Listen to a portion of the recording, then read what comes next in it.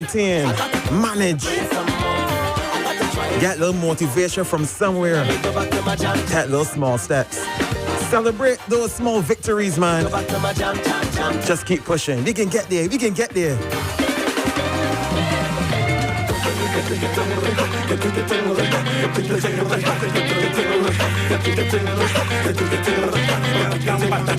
You got to push.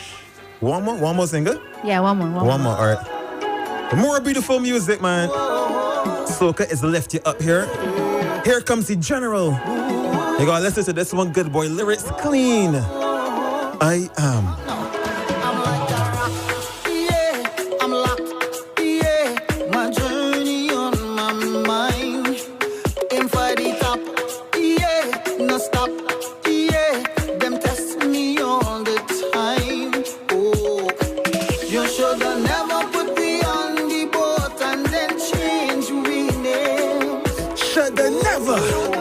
We build up the world for free, but we break them chains.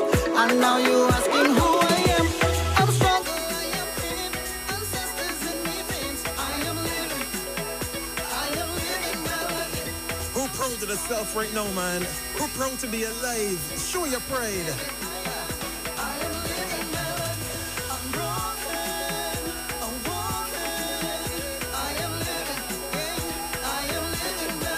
You're locked on to 94.7 FM, the Beijing station, man. We home.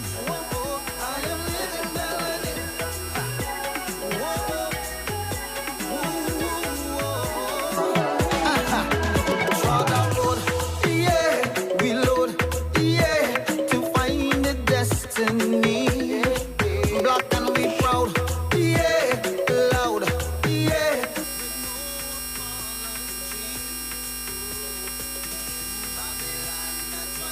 Centuries to hold we down. Oh, by this letter we bound spread melanin, change will come. Pretend you don't know who I am. I'm struggle, I am pain. Ancestors in me veins. I am living melanin. I'm just gonna be me without the living, yeah. I am living melanin. I'm broken.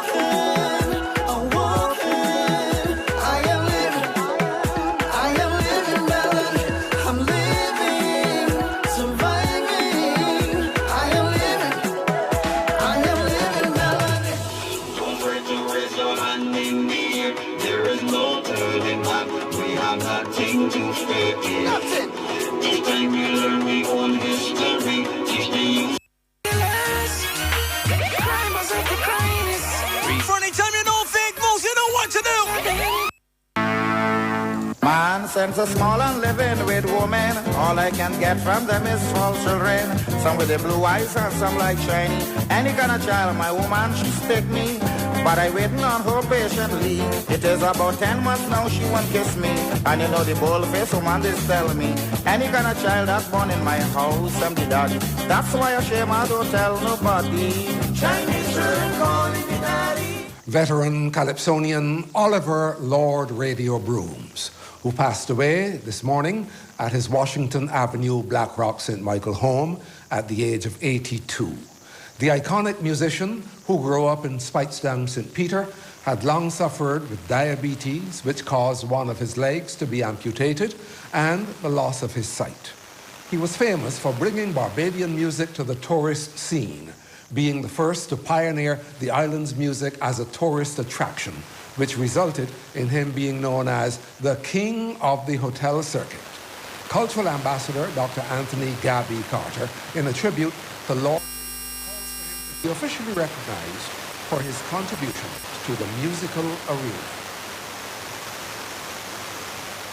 My dear friend, mentor, teacher, the great legend Lord Radio has left us.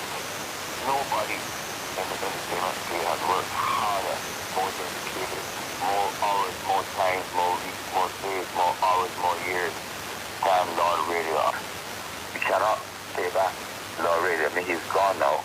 But what he has done for tourism, singing without microphones for years, and I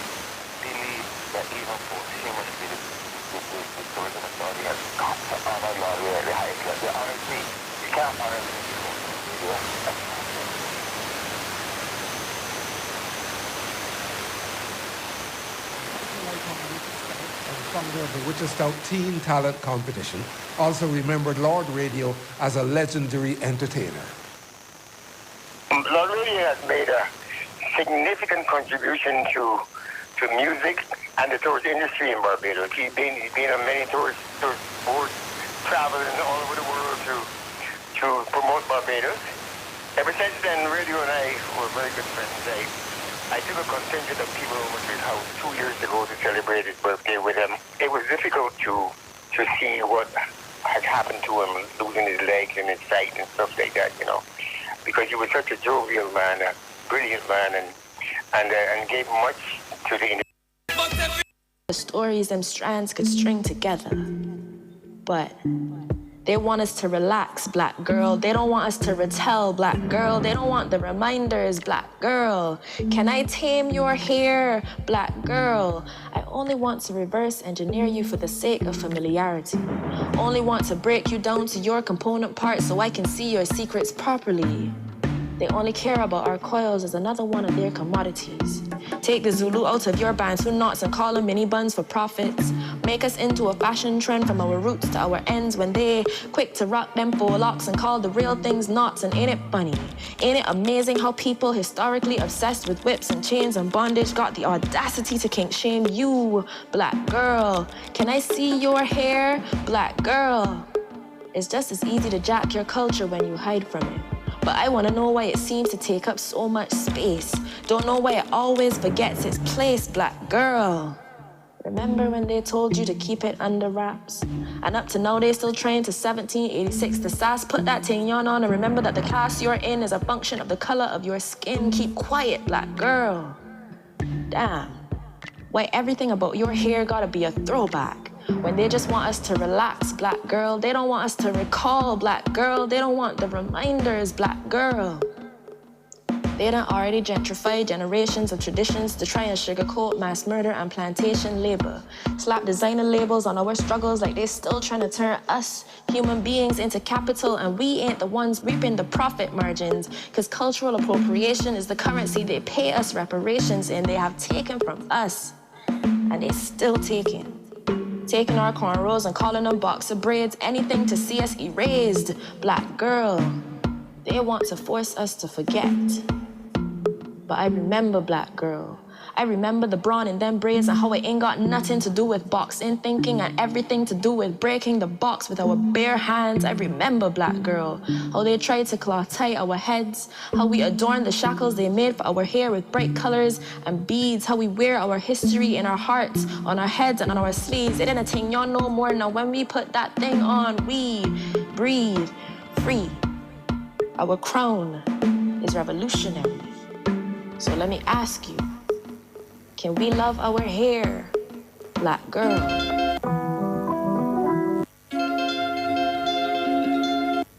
Yes, ladies and gentlemen, that was Badu coming down from Cindy Celeste. The beautiful, beautiful spoken word. And on the line, we actually have the guy that won Poet of the Year in the Gainon Awards for the incredible work that he did throughout 2020. The man, Winston Farrell. Farrell is working on something extremely important. It's called the Spoken Word Speak Off.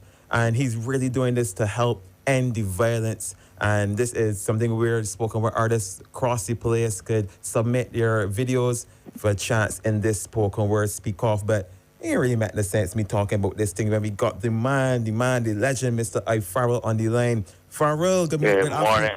Morning, my brother. Morning, man. You good? Morning. Yeah, well, as good as it can be under the pandemic. Man, yes, understood. So, real quickly, we ain't got a lot of time to Well, waste. yeah, very quickly, this initiative is an initiative by the Ministry of Youth, Sports and Community Development. Mm-hmm. Really, this is a committee working within that department trying to bring some young people together to create some messages using spoken word to look at the whole idea of violence and in all its forms, as it affects young people.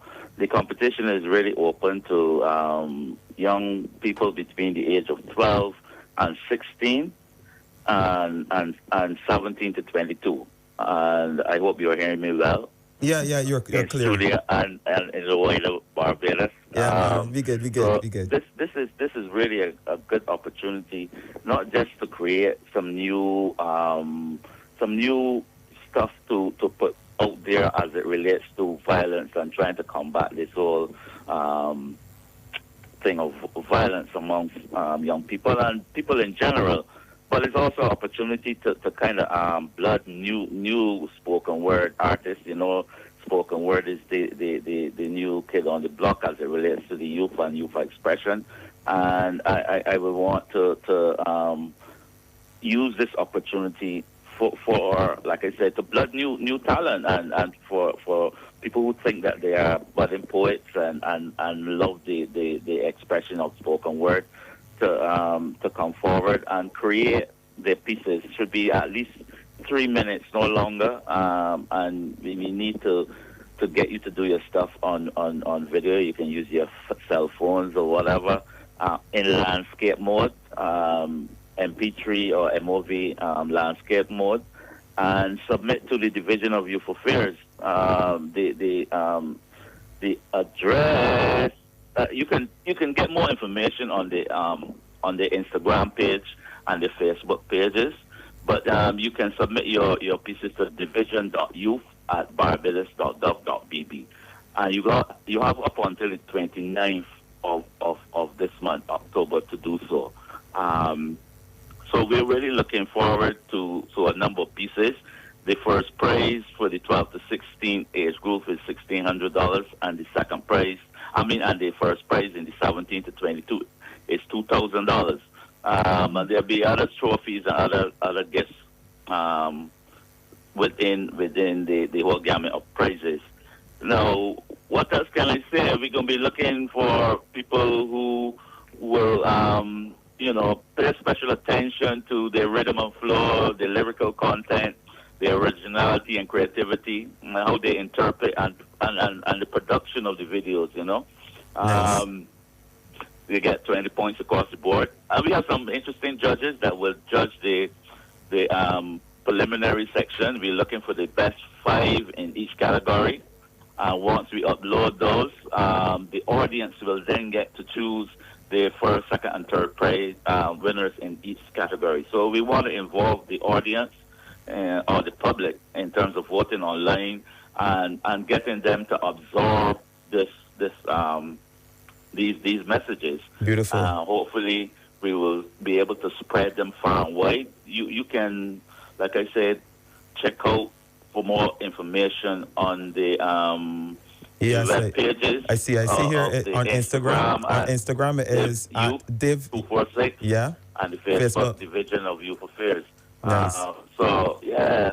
All right. So ladies and gentlemen, got a couple of weeks to put it together. Yeah, you got 2 categories there, 12 to 16 and then 17 to 22, correct? Yes, that's it. Yeah, the deadline As you is... see, we are trying to focus on the top tier, the youth, people like yourself and Cindy. Well, some of our judges, just to name a few, Cindy Celeste. We're having my good friend with a double barrel name. Akeem Chandler Prescott? Akeem Storm is here judging as well. Cindy, and we got Sluggy Dan doing some judging in there. Nice. He's always sit with the young people and stuff. So we got here and there, and Jara. I read you. Yes. Yes. So those are the 4 judges. Nice. And Topman's there. I am just working with the committee to make this happen. Like I said, to get the young people involved in terms of using that form to express themselves and to look at and drill down on the whole idea of violence within the communities and how it affects them and how they feel about it. Beautiful. Like I said, all forms of violence. You got domestic violence, you got gun violence, you got all kind of violence. People need to just we get end the violence on the media, You get end the violence. And this is a continuation from the Drop the Mic, which was the 32nd competition earlier. There are a number of other anti-violence programs and competitions going on just to get young people involved. Very important. So we out of time, but Farrell, yeah. I want to thank you so much for passing through and letting people know about the spoken word Speak Off and the Violence Now. That is what it's about in collaboration with the Division of Youth Affairs. People, 3 o'clock on October the 29th is the deadline to get your videos in. Once again, you can submit your videos to division.youth@barbados.gov.bb. Division.youth@barbados.gov.bb. And make sure you're sending the videos. They got some top-tier judges. This is a top-tier entity for true. You're doing some great work here, Farrell. Thanks so much for calling in, and good to hear you. Yeah. Well, I hope you continue to help, promote and one love. Man, yes. All right.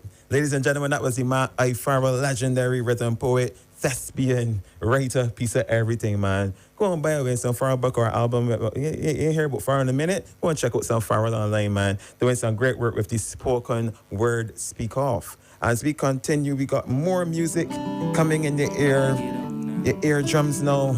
This is the man Barry G. Tune called Heart Swell.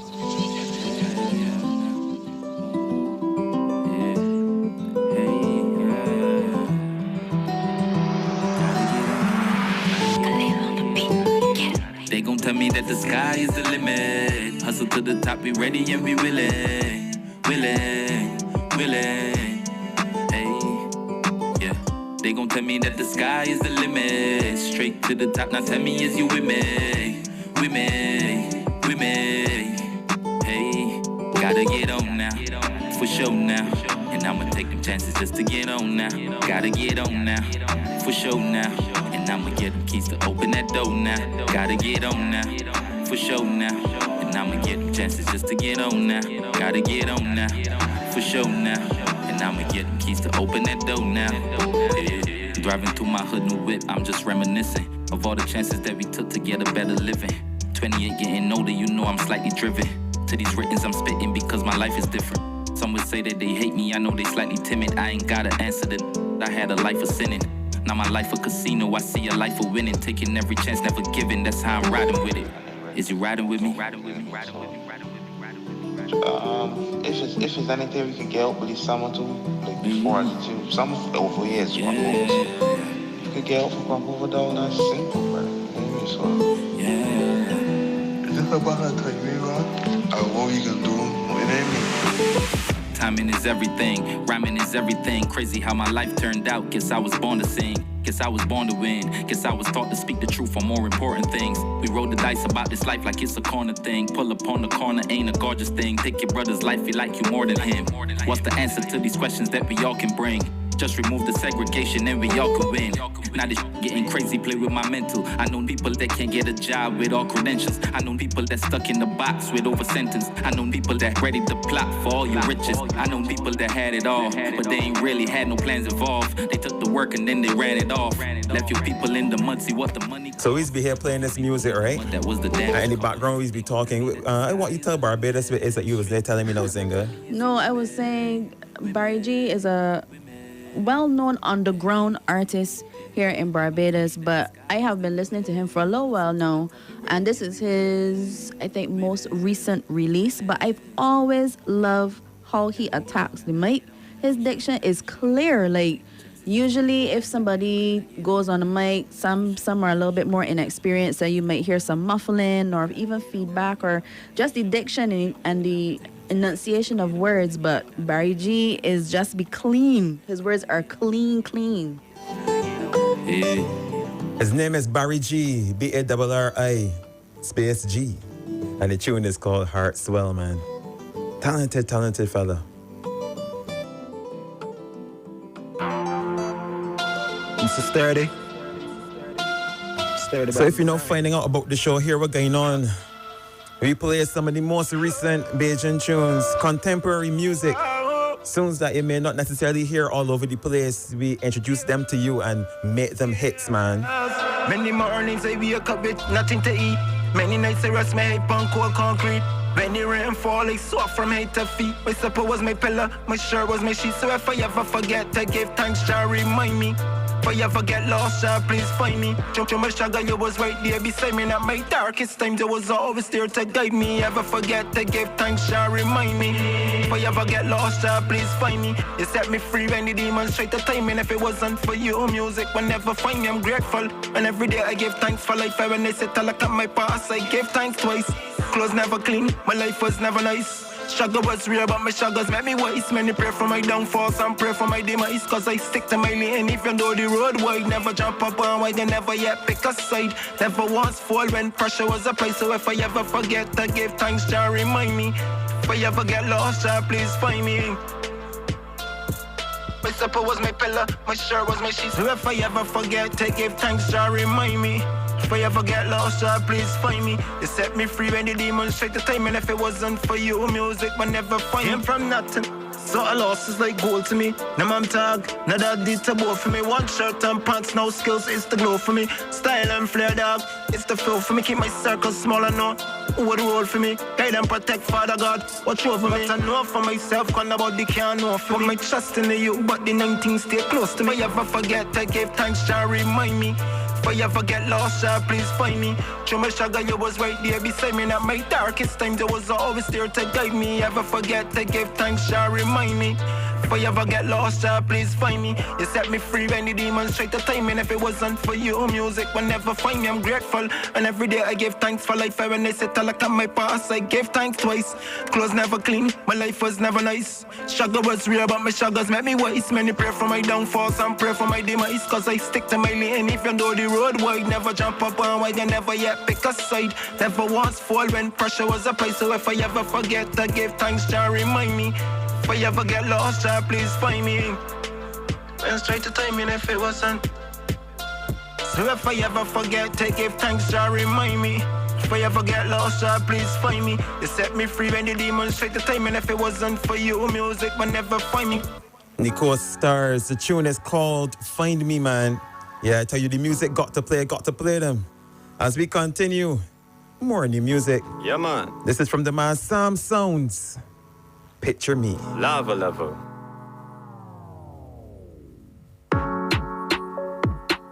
Sam Sounds on your sound system now. A Caribbean thing now. Check me now. Memorial Handicap going 1,800 meters for the top class horses, scheduled around 4:25 in the afternoon. I am the track announcer for the Linden Yard, and it's indeed a privilege to have you join us here at the historic Garrison Savannah, where we're just about 11 minutes away from the afternoon's opening event. Let's look at the racing menu today.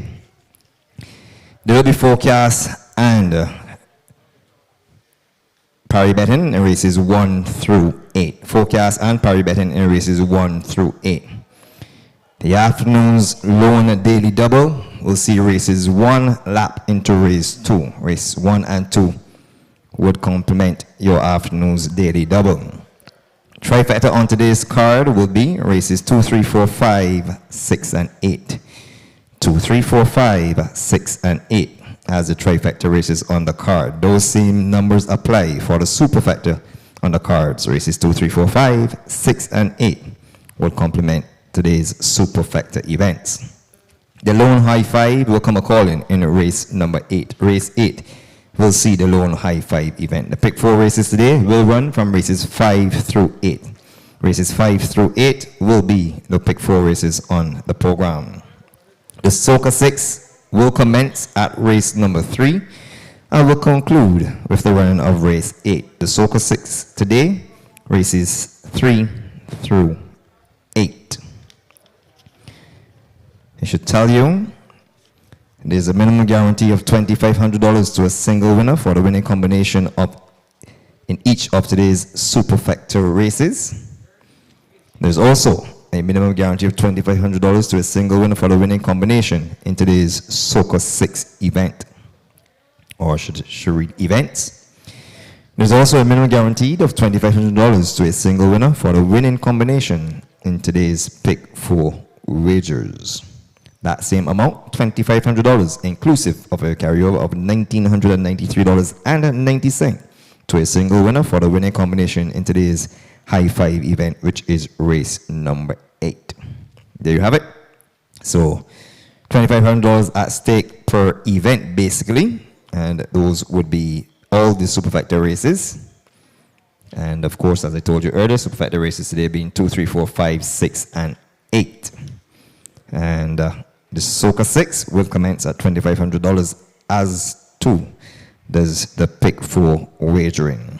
$2,500 inclusive of $1,993.90 to a single winner if you can correctly select the winning high five in today's final event. Let me go through the program changes thus far. There's no change in the races 1, 2, 3, 4 on the card. No changes in the afternoon's first 4 races. Race number 5 will be without horse number 7, Hero Adventure. Race 5, scratch 7. Race 6, number 1, Destino stays indoors. Race 6, 1, Destino stays indoors. In the afternoon's 7th race, take out horses 2 and 5, Trini Aviator and Oriental Crown. Race 7, scratch 2 and 5. And the nightcap, we will go without the new normal in race 8. Race 8, scratch 4, the new norm.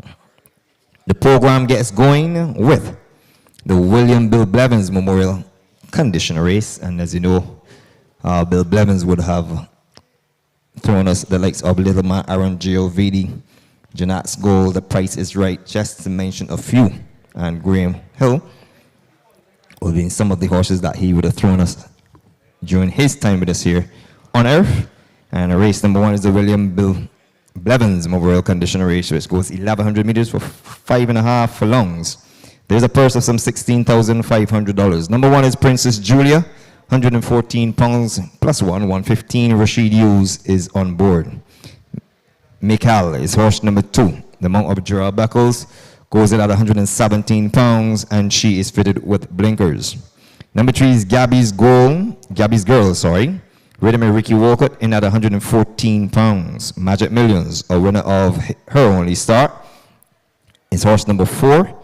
Enrico Prescott is on board and goes to post at 116 pounds. And at the outside, New Money Honey rounds out this field of 5. And this one is Rhythm Eric Daniel and goes to post at 113 pounds. That's the afternoon's opening event for you. This race offers parry and forecast. My winner is going to come from horse number 1, Princess Julia.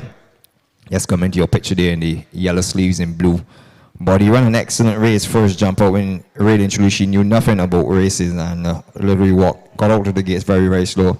Came from a long way back in a race that was impressively won by Hurricane from Get Cracking. She finished a decent third at 112 pounds. Goes up to 3 pounds today for this engagement, and once she comes away from the gate, I am firmly of the opinion that the daughter of Mingan Temple Slipscreen can have equally a good say at winning this race once she takes to the track conditions, which have been listed on the board as soft. So we're running on a soft track, and I'm taking the Barry Bishop own, as is a trainer, Rashid Hughes ridden, Princess Julia, as my winner in the opener.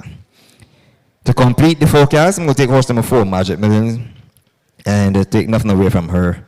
She was an impressive winner, this daughter of Derby Kitten out of Nile Queen, who I believe you'll definitely appreciate the longer distance. But she won so impressive, really hard to go against her, and I think that young Prescott would have made hopefully the right call by sticking with the winner, as opposed to sticking with Princess Julia, whom he had ridden in her first start to that 3rd place effort. But I'm relegating this pair on my second line. So I'm going for Magic Million on my second line. So in the exacta of the first race, in honor of William Bill Bevins Memorial Condition Race, I'm going 1 and 4. Good luck and join me for the afternoon's second event.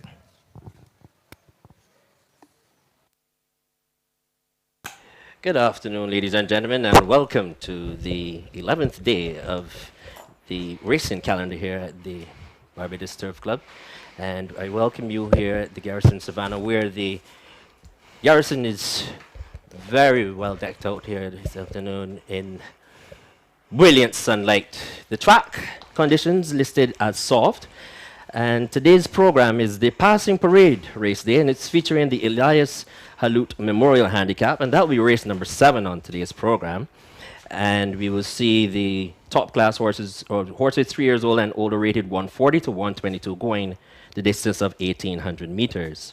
But before we get there, we are going to have the race number 1, which is the William Bill Blevins Memorial Condition Race. It's for West Indian bred 2-year-olds. And the horses are already at the gates for the start of this event. And I'm joined by Dr. Dean Springer, who will be the co-commentator for this afternoon. I am Neil Gill, and I welcome you to this afternoon's event. Dr. Springer. Hi, good afternoon, Neil. And it's a small field of 5 entered, and they all will face starter this afternoon. And the pre-race favorite here is Magic Millions, a winner in her only start by 4.5 lengths, roughly 4.25, beating Francine and Get Cracking. Neither of these two are here, and she's the 1-2 favorite under Enrico Prescott. And really, we can understand why she is a favorite. One that does get my attention here is Princess Julia. She's in at 9-5. Rashid Hughes claims the board. This daughter of Mingan Temple is only having her second start, but was third, beating 5 lengths in that one start. She missed a break a bit and was closing resolutely. I think she might be a little bit better after that run, and of course, having Rashid Hughes aboard cannot be anything but a positive. Of the others, the next one in the betting is number 5, New Money Honey. This is a Kenny Joseph trainee. Eric Daniel claims the board. And of course, this one is bred for speed, being out of Lady Nat. Was 5th in her only start, behind the likes of Princess Justina. So she'll need to really improve on that run if she's going to turn the tails. But she does get quite a bit of support in here. And at 7-1, it's number 3, Gabby's Girl. She was 6th in that same race. Ricky Walker, who's been in raging form, is aboard. And of course, then we have the longest shot on the board, in at 30-1. This is Mikal. And on her one outing, she was 7 of 13. And that was in the same race which Princess Justina finished 3rd. So you have one winner. Princess Julia. Princess Julia finished 3rd. So basically, you have 4 maidens, 1 winner in this event. However, 1 win and 1 start. We'll see if that was just beginner's luck or if she would justify favoritism. And she's still in at 1-2 Magic Millions.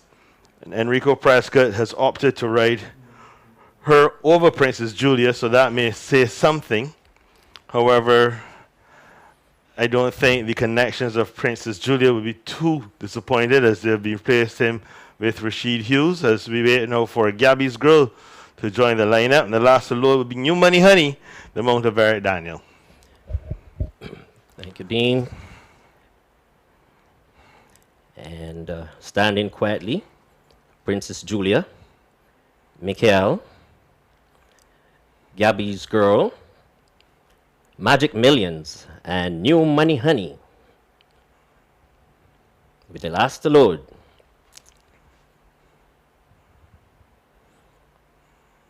She goes in.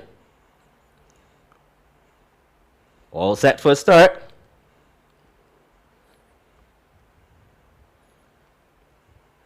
And they're sent racing for the first race on the program. And it is Princess Julia who's going to be the first to show. Gabby's Girl in second. On the inside, in the 3 path, is Magic Millions. On the outside is at the back of affairs is Mikhail as they race towards the 4 furlong marker. And it is Gabby's Girl in front from Princess Julia. New Money Honey is in third. Then comes Magic Millions. And there's a gap of 5 to Mikhail as they run towards the 3 furlong marker.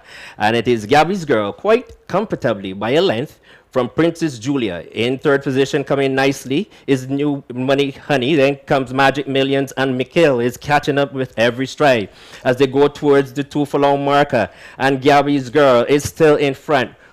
Racing now coming into second position is Princess Julia. New Money Honey is there. Magic Millions is coming, climbing across horses as they turn for home. And it is Princess Julia in front. Gabby's Girl is holding on resolutely. Along between horses, here comes Magic Millions. It's Princess Julia and Magic Millions. Magic Millions and Princess Julia. Magic Millions is going to get up on the inside to win from Princess Julia. Then came Mikhail, Gabby's Girl, and a long, long way back to New Money Honey in 109. In a moment, we have the official basins for you.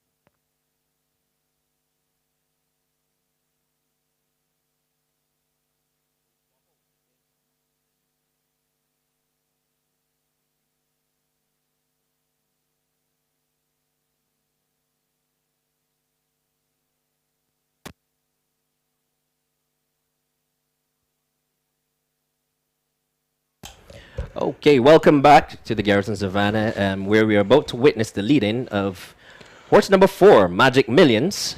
This is a 2-year-old bay filly by Derby Kitten out of Nile Queen. 116 pounds, ridden by Enrico Prescott, owned by Mr. RJ and trained by Victor Cheeseman. Being led in by Mr. Thornton. And very, very, very, very happy connections there leading in. The winner of race number 1. Second was horse number 1, Princess Julia, owned by Mr. Barry Bishop, trained by Naz Issa, ridden by Rashid Hughes, 115 pounds. Third was horse number 2, Mikhail, owned by Round Table Stud Farm, trained by Robert Pierce, Jarrell Beckles, 117 pounds. And fourth was horse number 3, Gabby's Girl, owned by Sir David Seal, trained by Stephen Bino. Ricky Walcott rode 114 pounds. They did the opening quarter in 25 and 3, the half in 49 and 4, and they stopped the clock in 109 flat. And let me just say that the track has been listed as a soft track. So we have a very soft track this afternoon for this afternoon's proceedings. No real surprises, justified favoritism in the race. Yeah, the first two were not a surprise. I think, if anything, any surprise here would be the run of the third place horse, Mikhail, who went off at 29-1 under Jarrell Beckles and ran a stout race to finish third, although it was clearly between the first two throughout the lane. In the end, Magic Millions continues her winning race, 2 wins in a row from 2 starts, so I'm sure the Connections are quite pleased. I don't think the Connections will be too disappointed with the run of Princess Julia either.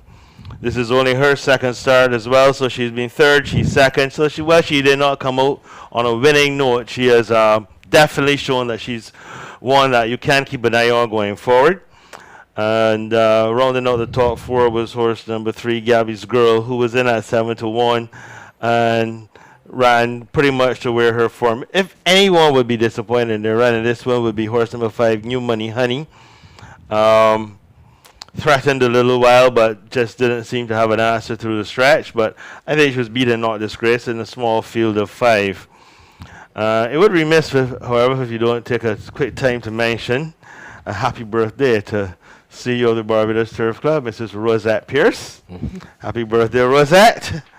Hope to see you having many, many more. But no, this race pretty much ran to form, Neil. The opening quarter, 25 and 3, half 49 and 4, 1 and 9 flat on these conditions, not surprising. It's going to be interesting to see how the day plays out, if the track is going to drought and get firmer, or we're going to get better times. But I guess we'll see as the day progresses. I've got a little bad news for you, however. Horse that you were touting last race, there's possibly one of the best 3-year-olds. Rennie? Well, unfortunately, we don't think we're going to see Rennie for quite a while. Came out of that win with a injury to the superficial digital flexor tendon on the left front. Okay, we'll break that down now for the non-medical.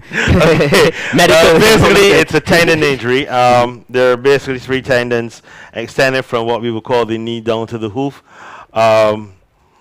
There are the superficial digital flexor tendon, there's a deep digital flexor tendon, and the suspensory tendon. They're all involved in manipulating the fetlock joint and so on. And he unfortunately has come out of that race with an injury. So we'll not see him for a while. Doesn't seem to be career ending, and they'll continue with him. Obviously, he's a horse with some talent, and he's young, so he does have youth on his side, but quite unfortunate to have him injured so early in his career. Well, moving on, the Winston Lane Memorial Condition Race is over 1,570 meters. It's for 4-year-old and older maidens. We've got a field of 9, Neil. And we'll start with number 1, Stevenson's Thunder, the mount of the apprentice Gaskin. And this one is down to take 125 pounds. Gaskin will claim 7.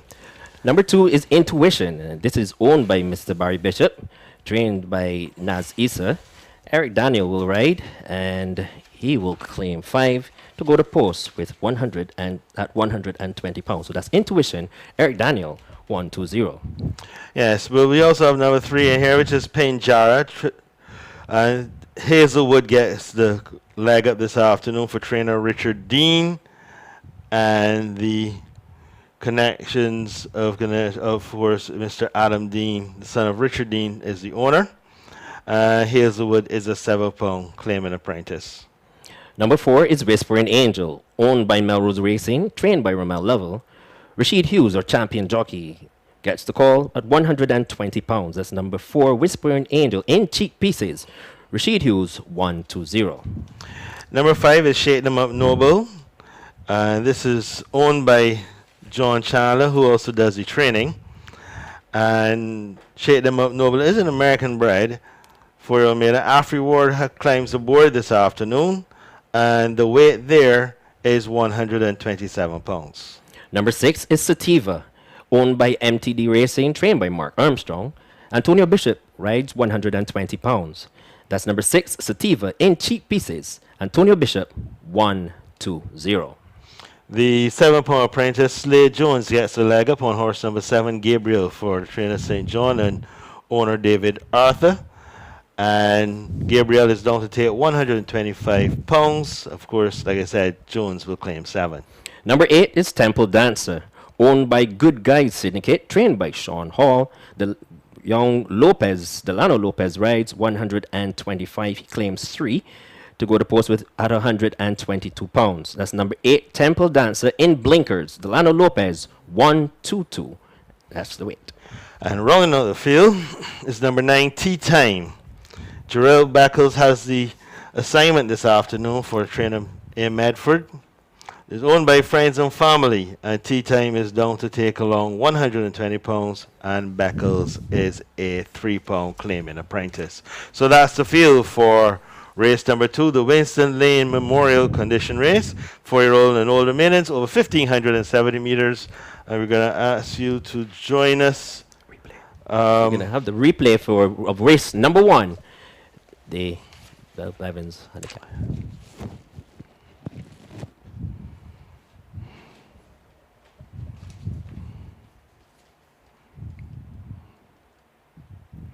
And we saw there's a pretty good break, but New Money Honey, and for some reason, Dean, this name just could not get back to me. New Money Honey. It happens to all of us at some time. But you see Princess Julia showing lots of speed, as well as Gabby's Girl. Gabby's Girl. Well, also showing a lot of speed is New Money Honey, but sitting right behind them pretty easily at this point is your winner, Magic Millions, and then there's a good break to Mikhail. Now, this is where it gets interesting, because Princess Julia, Rashid Hughes has opted to switch to this 2-path, while Magic Millions is on the rail. Basically could be in a lot of trouble here, but Princess Julia just doesn't switch leads fast enough and runs a little wide. And this leaves a lovely gap here for a very green Magic Millions, but up on the rail, Mikhail finishes out very, very strongly. Gets a little tight there close home, but was never going to beat the first 2. Was always going to be no better than the third, so there's nothing to really cry foul about there. But in the end, I think you'll have to say the best horse on the day won. So the race has been declared official, where the winner of race number 1 declared Magic Millions. Race number 1 goes to number 4, Magic Millions. Stay tuned for the coming attractions.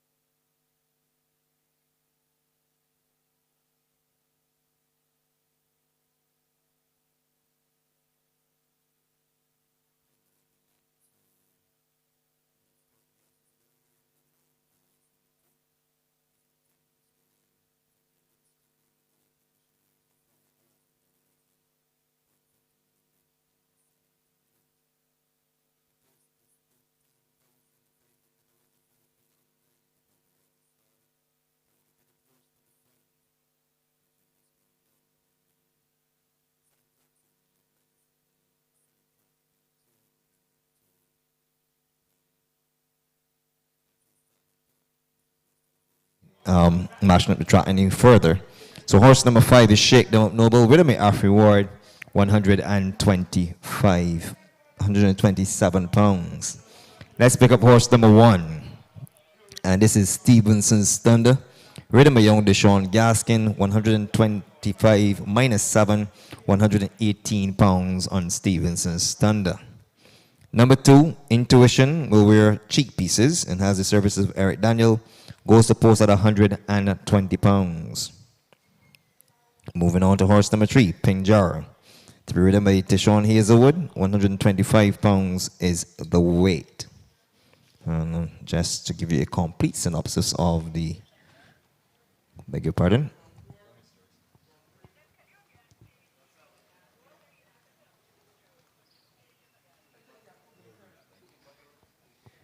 Your attention, permit me, this page is for trainer Naz Issa. You are asked to report to the shores as was the case before the run of race 1.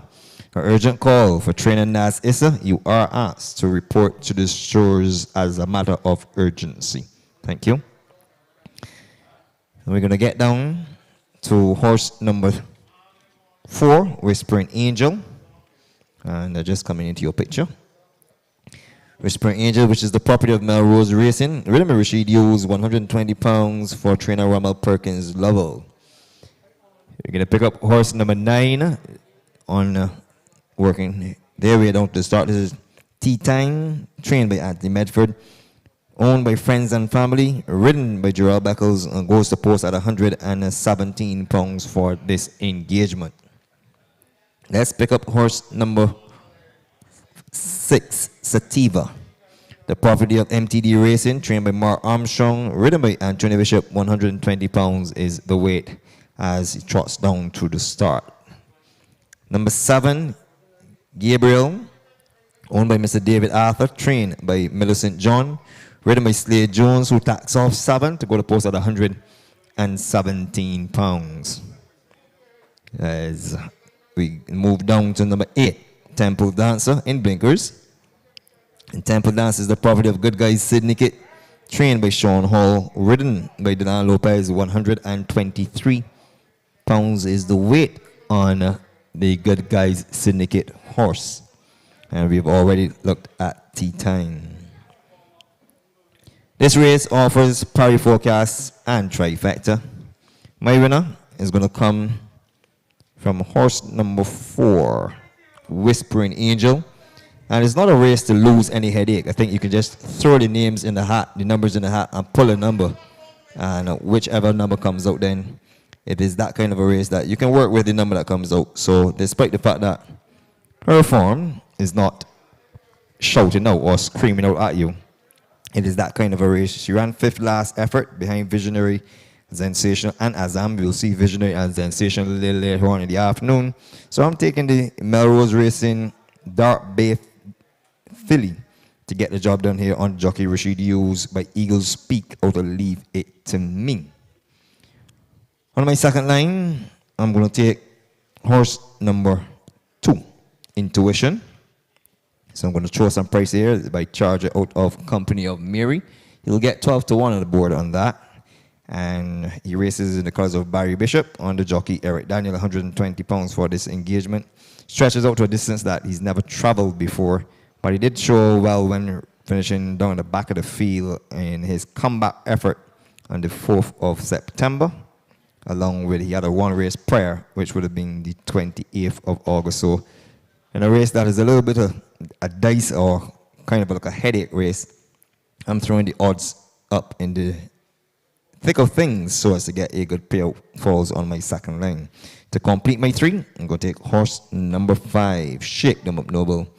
Now, in terms of steady form, this is the one that's been steady. He's accumulated 2 fourths and a second in 3 of his last 5 efforts.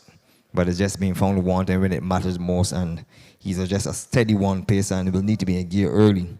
The weight of 127 pounds has been his undoing last start, and I suspect it could very well be his undoing again today. Presently on the board, he is worth $5 to every dollar. So in this event, I'm taking 4, 2, and a 5 with my winner, being a Whispering Angel, but we'll see how that plays out. Good luck. Join me for the afternoon's third event.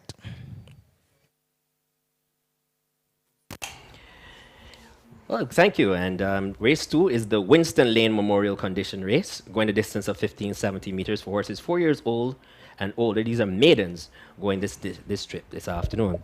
We have the starters as follows. Number 1 is Stevenson's Thunder, the mount of Deshaun Gaskin. 118 pounds is the final weight, and he is the favorite at 7-5. 10-1 on horse number 2, Intuition, owned by Mr. Barry Bishop, trained by Naz Issa. Eric Daniel rides 120 pounds. That's number 2, Intuition. Daniel, 1-2-0. 6-1 on horse number 3, Pinjara, owned by Adam Dean, trained by Richard Dean. Tashawn Hazelwood rides 125 pounds is the final weight. That's number 3, Pinjara. Tashawn Hazelwood, 1-2-5, and it's in at 6-1. 4-1 on horse number 4, Whispering Angel. Melrose Racing, owns, conditioned by Romel Lovell. Rashid Hughes rides 120 pounds. That's number 4. Whispering Angel. Rashid Hughes, 1-2-0. Over the page, we go to number 5, Shake Them Up Noble, owned and trained by John D. Chandler. Afri Ward climbs aboard, 127 pounds. That's number 5, Shake Them Up Noble. Afri Ward, 1-2-7, and Shake Them Up Noble is in at 9-2. 9-2 is also on number 6, Sativa. MTD Racing, Mark Armstrong is the conditioner. Antonio Bishop is the jockey, 120 pounds. That's number 6, Sativa.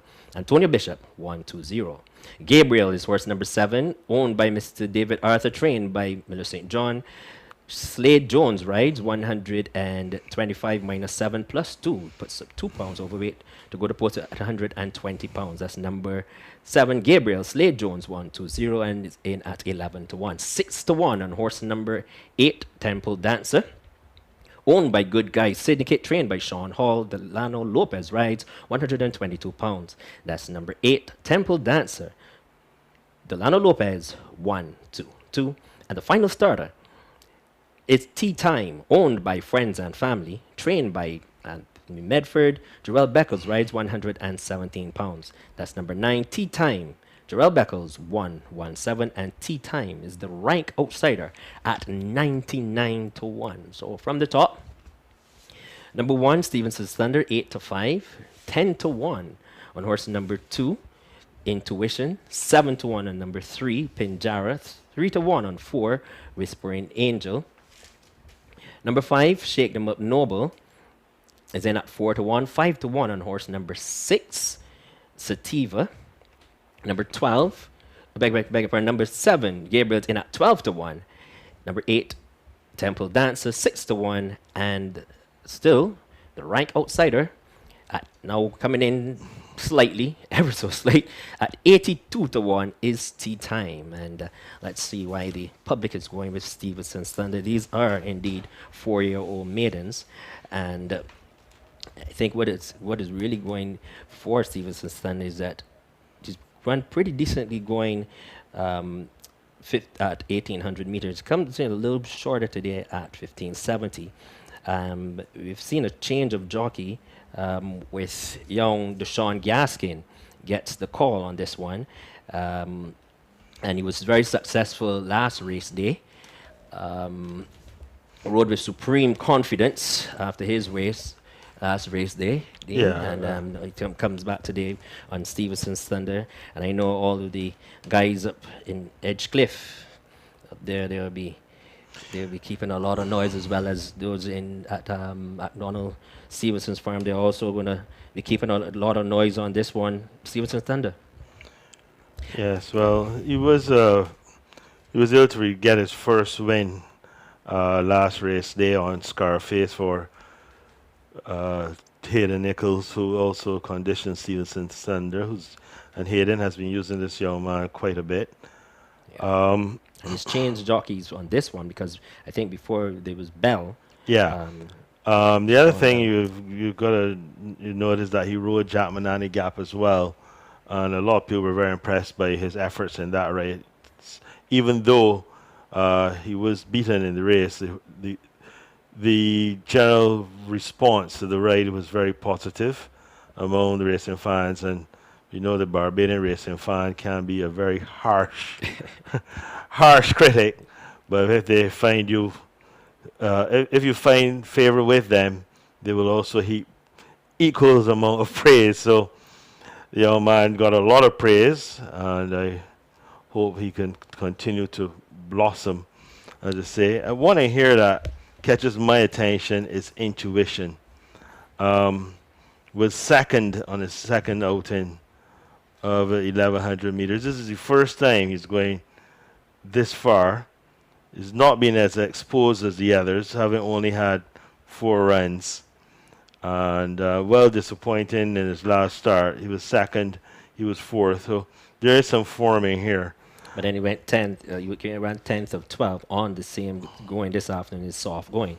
And I think this is why some people have not gone on intuition and have gone with Stevenson's Thunder. He's in at 10-1. And, you know, I think that the conditions Angel really will be. Whispering Angel was a winner and then got disqualified back last year. And since then has managed to place only once, but has run against, I would think, tougher company. And should have a very good chance, as the loading process is almost complete. They're just waiting now for Temple Dancer to join the lineup. And we will soon be on our way for this, the Winston Lane Memorial Condition Race. The second race on the card. Temple Dancer goes in, and we wait for tea time. Will be the last to load in the multitude of colors, predominantly pink body. Tea time joins the lineup. They're locked away. Racing absolutely level beginning. Getting a little squeezed out there was Shake Them Up Noble, but as they come off the shoot and onto the main course, it is Intuition who's going to cut the early fractions. Coming across from the outside, it's the time to dispute the lead. Down the inside is Stevenson Thunder, pulling absolutely double in between horses is Pinjara. Caught 3 wide is Temple Dancer. Whispering Angel polishes the plastic on the inside. Then there's Gabriel in the striped jacket. Towards the outside being niggled along a bit is Sativa, and after a hesitant beginning, there is Shake Them Up Noble along the rails. They head to the back stretch. The opening quarter was 26 flat, pedestrian, and it's Intuition, just the leader by 3 parts of a length from Stevenson's Thunder. On the outside, there's Pinjara going up. Between horses, there goes Shake Them Up Noble as they round the far turn and head up towards the 3 furlong marker. And it is Intuition, and one making a big sweeping move towards the outside is Sativa. This goes on in second. The favorite in third is Stevenson Standard. Then Whispering Angel. Pinjar gets right-handed encouragement. So too does Shake Them Up Noble. The half in 50 and 3. They come to the quarter pole. And it's Intuition yet to see a rival. On the outside, Sativa runs a big race. Down the inside, Stevenson Thunder all dressed up but needs an invitation. And they're homeward bound as the invitation arises. As Stevenson Thunder slips right through and picks it up. It's Stevenson Thunder on the left-hand drive. On the outside, Whispering Angel gets right-handed encouragement. But it's Stevenson Thunder's stolen the march and it's going to get home. Wins it now by a cheeky 3 lengths from Whispering Angel. The Intuition is third. On the outside, Shake Them Up Noble rounds out the top 4. The winner stopped the clock in 1:40 and 3. In a moment, a recap for you.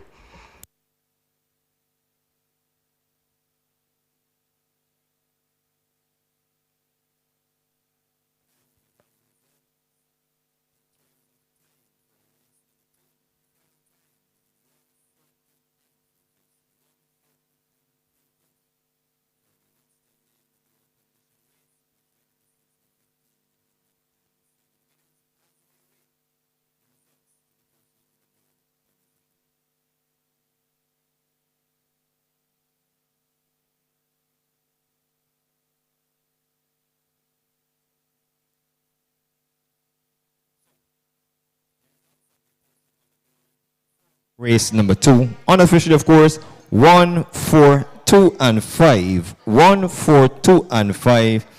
And this marks win number 2 for jockey young Deshaun Gaskin.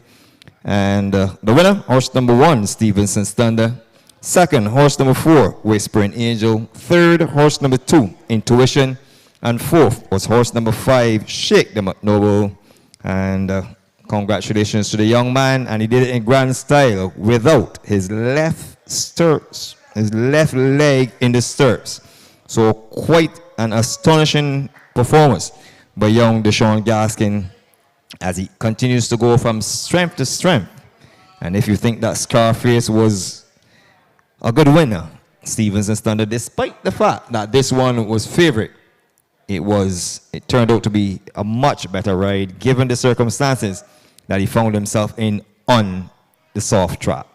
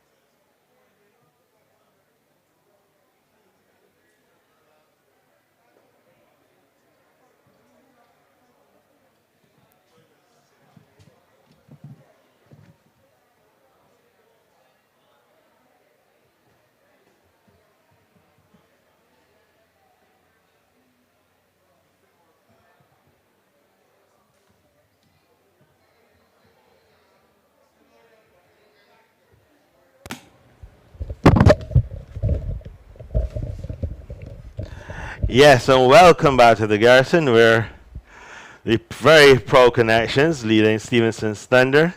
And of course, these are McDonald Stevenson in the black shirt, and in the plaid shirt, my good friend Mickey Kelman. And the winning rider is Deshaun Gaskin. And this young man has now scored 2 wins in 2 race days, so he's definitely showing a bit of talent. You know, you were just commenting that, you know, there was a change in rider, but I wouldn't knock the previous rider bell either, because it's also been a dropping company. As these are all 4-year-old maidens, and Stevenson's Thunder was competing against the likes of Fillmore's and Quality Star and Oberoi, Go Frankie, which are, I think, a bit better than this bunch. But he justified his favoritism, and it was a very, very nice ride by. And that is what I was really looking by Gaskin, because he was a little bit of trouble coming to the turn. He needed some place to go, and it drifted off the rail, and he came up the inside under left-hand drive, which is another thing I like to see. An apprentice that can use his left hand and then he his switched right to the hand. right.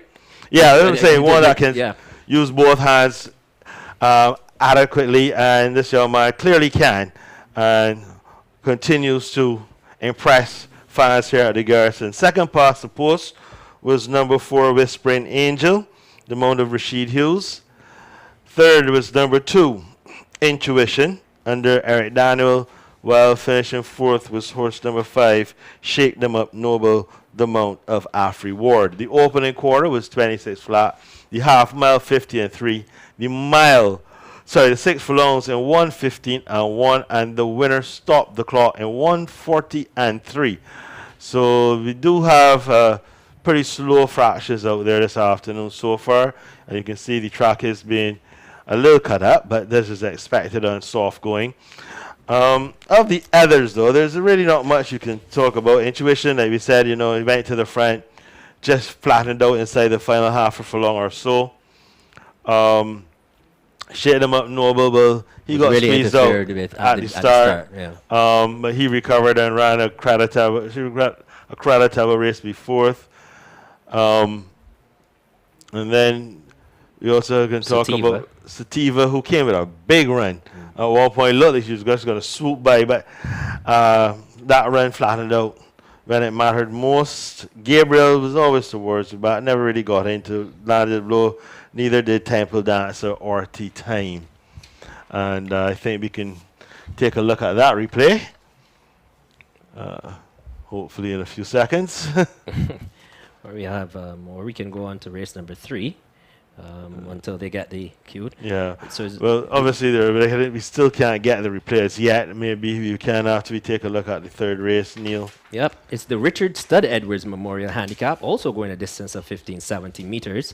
This is for horses 3 years old and older, rated 75 to 57, and by extension is also open to horses 3 years old and older, rated 56 and below. We have a field of 8 to face the starter, and they're as follows.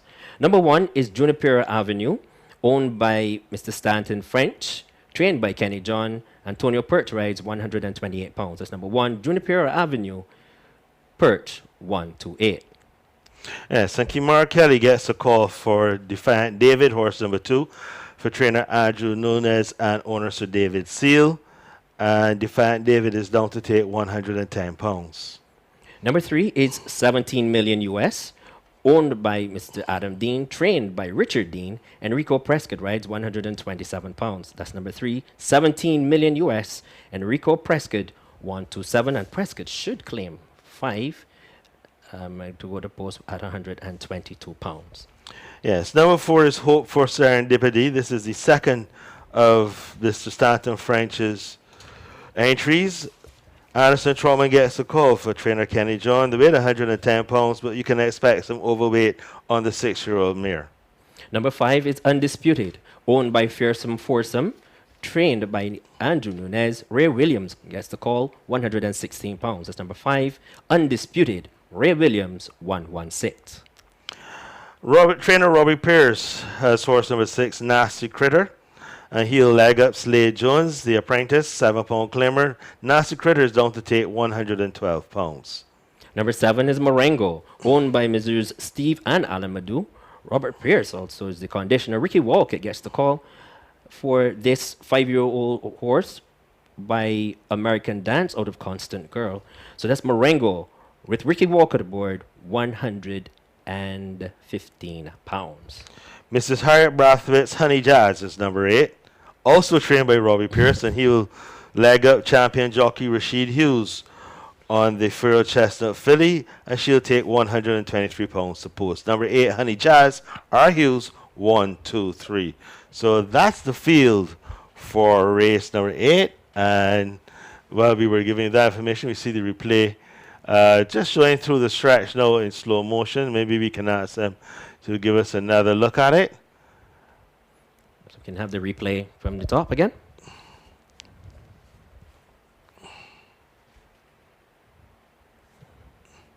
Yeah, share them out. Nobody can see get squeezed badly. So too the Whispering Angel.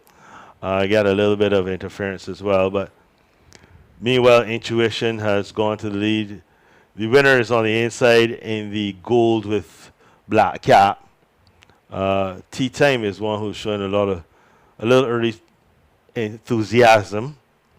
Pinjaro is just pulling very hard as you look at him going around the paddock. And Sativa's caught like 6 wide going around the turn as well. Really, Intuition having basically no excuse for traffic. He's in front easily.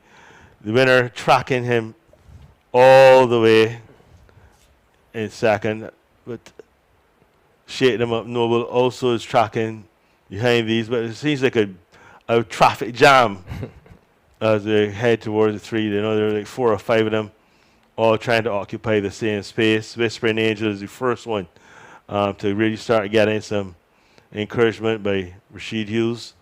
At this point, the winner is in a bit of trouble. I mean, look, he's just climbing over the back of Intuition, but the seam opens up as they come through the turn, and as they straighten up, you know, he just accelerates away smoothly. Meanwhile, Whispering Angel trying to close, shake them up, know about running just in one spot, intuition, really not staying on the way one would have expected, but by then the winner long gone, and came home in the end a pretty easy winner. Yeah, and I say, Dean, I'm very, very impressed with young Gaskin thus far. He seems to have a very level head. He looks very comfortable in the saddle. I mean, I know I've heard you were talking about him long time before he actually got his first win. But yes, he really does look as if his head is really in the game. People always say it's about opportunities. Yeah. Horse race is not a sport where you can succeed just based on just your own talent. Someone has to spot it like you, give you the opportunity, and you have to take advantage of those opportunities when they come. And this young man has clearly taken advantage of the opportunities coming his way via trainer Hayden Nichols, who has entrusted him with some decent rides, and he has not failed to deliver. Well, until 5 minutes before post time, which has a time of 2:10 p.m. Stay tuned for coming attractions.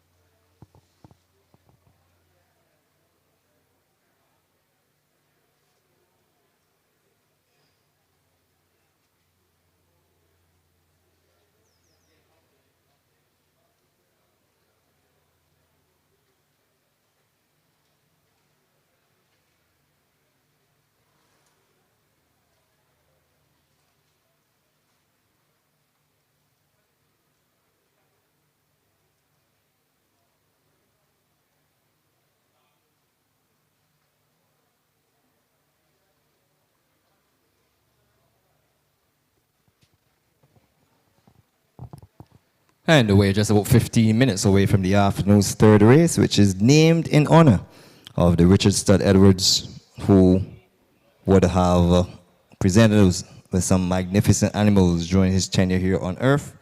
And this race will go a distance of 1,570 meters.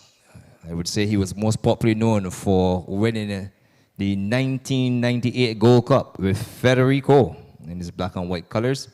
He also had the luxury of winning the 2006 Barbados Triple Crown with the Philly Zouk.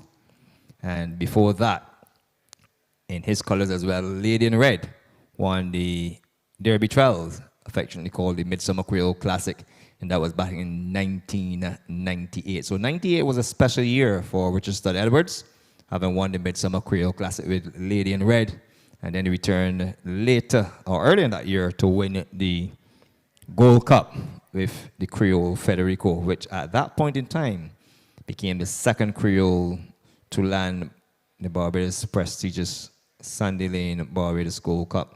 He also had several other winners, including Signorina, Van Gogh, and the imported Arahab, as well as Haran Jenny back in the heyday. I want to say a big thank you to Charlie Heath, who's readily available to offer any assistance that I would need in getting such information. So a big thank you to Brother Charlie. As the horses begin to depart for the afternoon's third race, and we can start with horse number 2. And of course, as I said, this race named in honor of Richard Stud Edwards, 1,570 meters, a purse of $18,500 for horses rated 75 to 57. By extension, it's open to 3 years and older horses rated 56 and below. Number 2 going down is Defiant David, and this one is owned by Sir David Seal, trained by none other than Andrew Nunez, and ridden today by Keymar Kelly, and goes to post with 110 pounds on Defiant David. Let's pick up horse number 1, Juniper Avenue. In the colors of Mr. Stanton French, will race for trainer Kenny John. Antonio Perch is on board and will tour the Savannah with 128 pounds intact.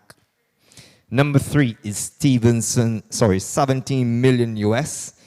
And this is the property of Adam Dean. I have some news on Adam Dean worth more than $17 million. I'll share that a little later on in the afternoon. And he sends out 17 million US here on the jockey Enrico Prescott, who will take instructions from his father, Richard Dean, who's just tightening the girth. And that's horse number 3, Stevenson Standard. The second runner here for trainer Kenny John and owner Mr. Stanton French is none other than Hope for Serendipity, which is horse number 4, ridden by Anderson Trotman, who picks up 6 pounds overweight and will go to post at 116 pounds. And Hope for Serendipity is fitted with blinkers. We can pick up horse number 5, now about to exit the parade ring with Weir Williams on board, and this is Undisputed. And Undisputed, beg your pardon, with Williams up, is the second runner here for trainer Andrew Nunez, and this one will race in the colors of Fearsome Foursome at 116 pounds. Let's pick up horse number 7, Marengo. Ricky Walcott gets the ride, blinkers and a tongue-tied equipment, 115 pounds for trainer Robert Pierce and the owner Stephen Allen Madu. Number 8, Honey Jazz, also gets a switching jockey to Rashid Hughes, 123 pounds. A tongue-tie is her equipment for Harriet Brathwaite, who's the owner, and Robert Pierce is your trainer. And with that, we're going to pick up horse number 6. This is Nasty Critter, owned by the Jet Setters, trained by Robert Pierce, ridden by Slade Jones, goes to post with a weight of 115 pounds. And the equipment to be used is a tongue tie. So there's the field for the afternoon's third event, which will offer Parry Forecast trifecta, and it's also a superfecta event. My winner is going to come from horse number 8, Honey Jazz. And the rider switch is worthy. Almost every rider switch that he makes would wind up in the winner's enclosure. And has been in good form, 2/3 supported with a 6th place effort. I'm going to weigh her form against the track conditions, how she's performed on similar condition.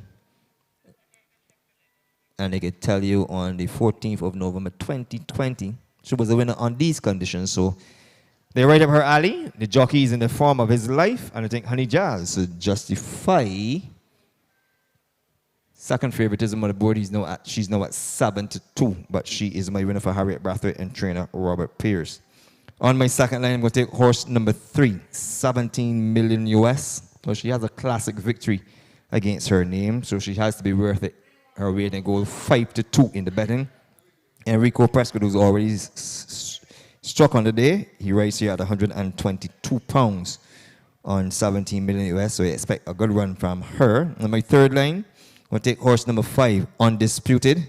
And the Ray Williams picks up a decent ride with jockey Hughes electing to press the eject button. And he's jetted off in preference to Honey Jazz. So I'm giving Ray Williams an opportunity to hit the board here, as he did in the Midsummer Creole Classic when he finished third aboard Dashing Star. He gets third here for me and my picks with Undisputed. And to complete my 4, I'm going to take horse number 7, Marengo. Ricky Walker is aboard, 115 pounds for trainer Robert Pierce. So I'm going 8-3, 5 and 7 in the Richard Stud Edwards Memorial Handicap over 1,570 meters. We are just about 8 minutes away from the afternoon's third. Good luck. I do apologize for the unavailability of the payments for races 1 and 2. As soon as they become available, I shall endeavor to pass that information on to you ASAP. Thank you.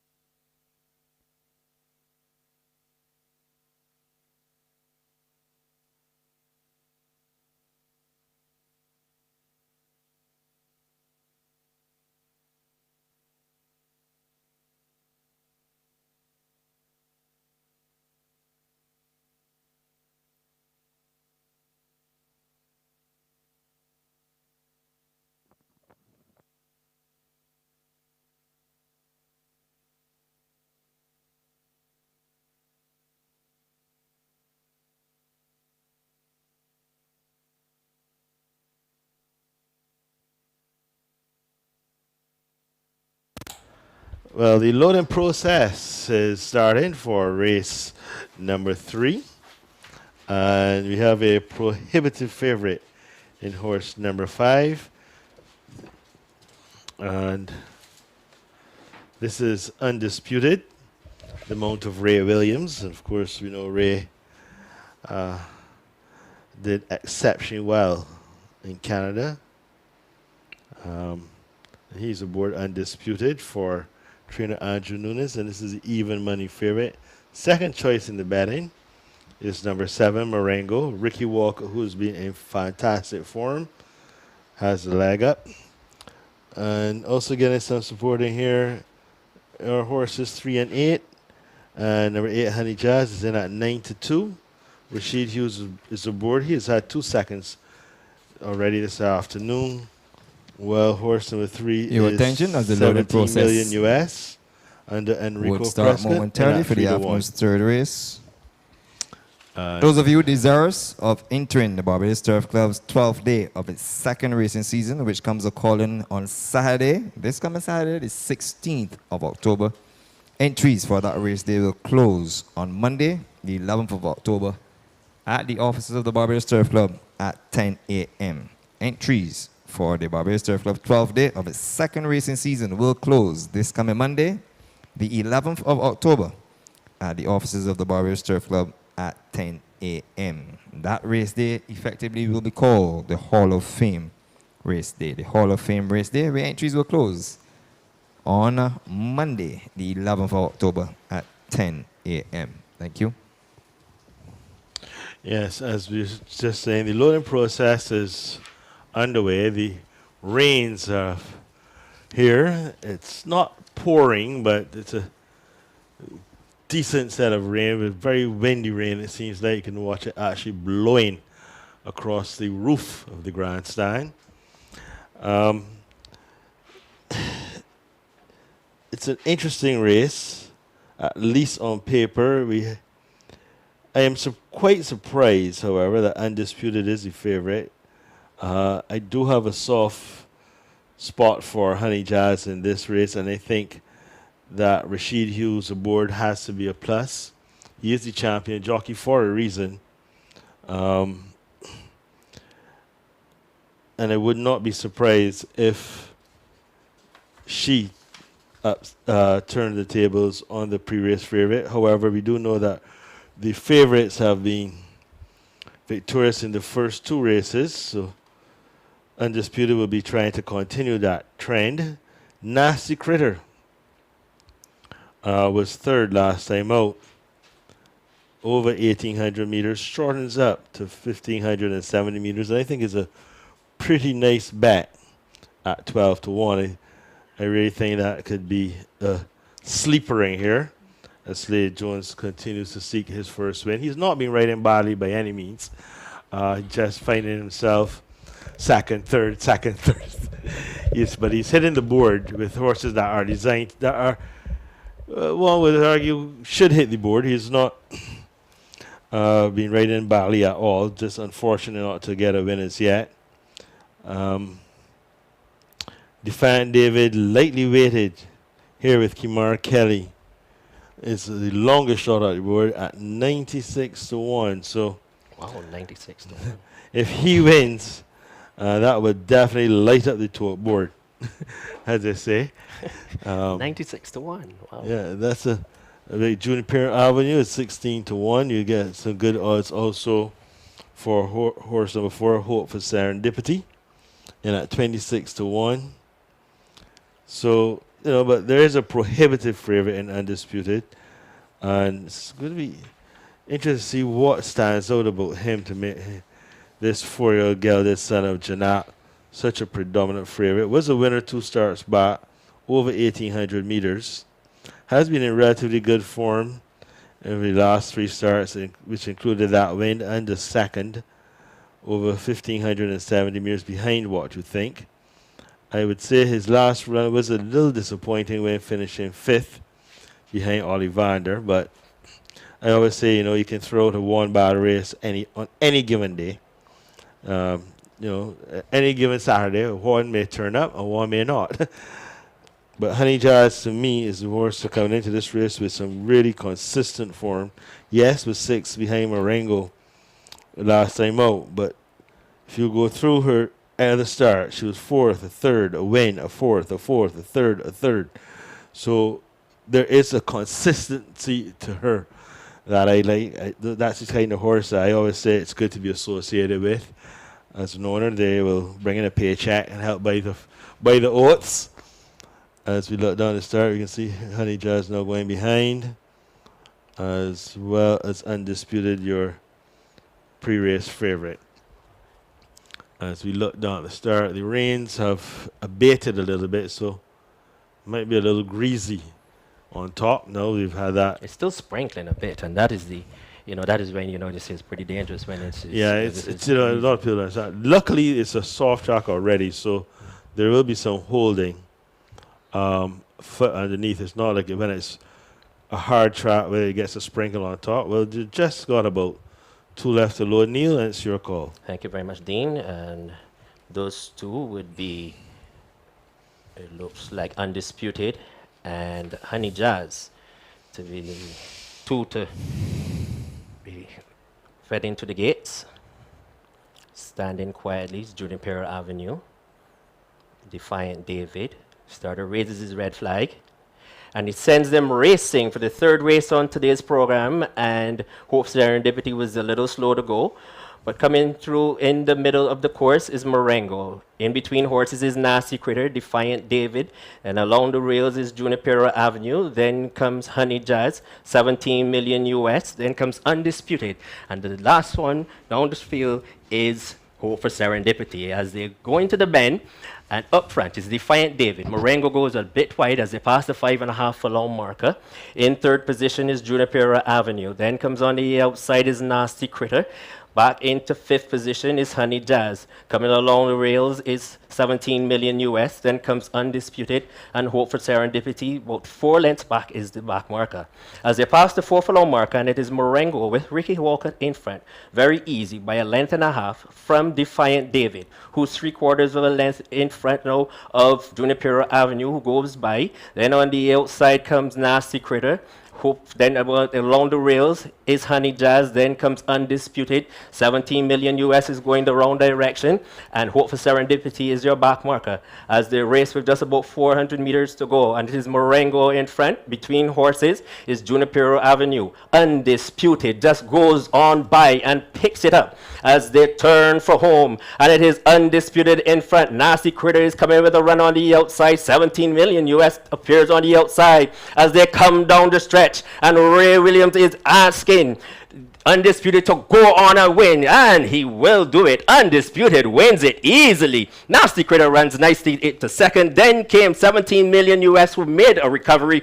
Then came Honey Jazz, Defiant David, Marengo, and the Stanton French pair of Junipero Avenue and Hope for Serendipity are your back markers, 138 and 3. In a moment, we have the unofficial placings for you.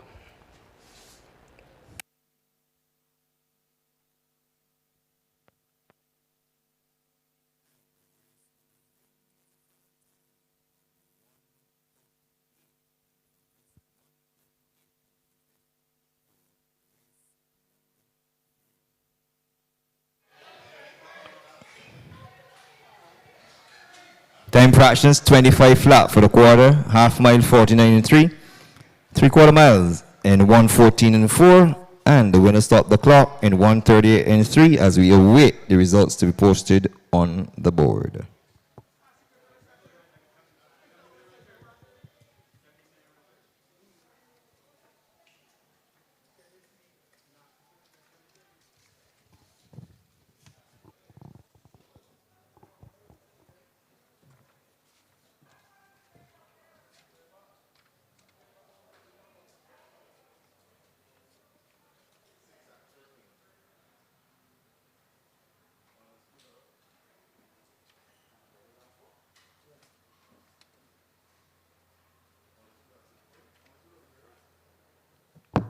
The results now on the board: 5, 6, 3 and 2, 5, 6, 3 and 2. The winner, horse number 5, Undisputed.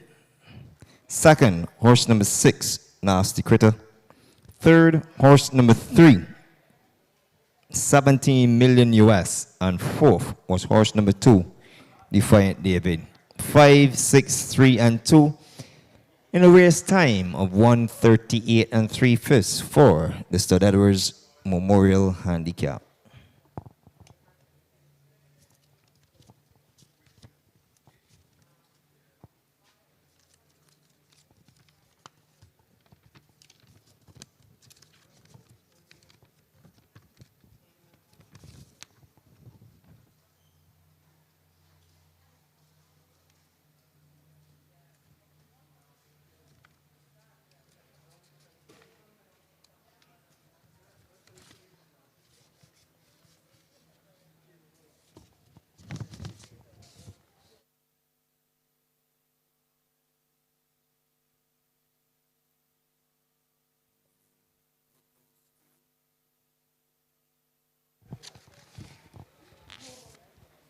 And the winner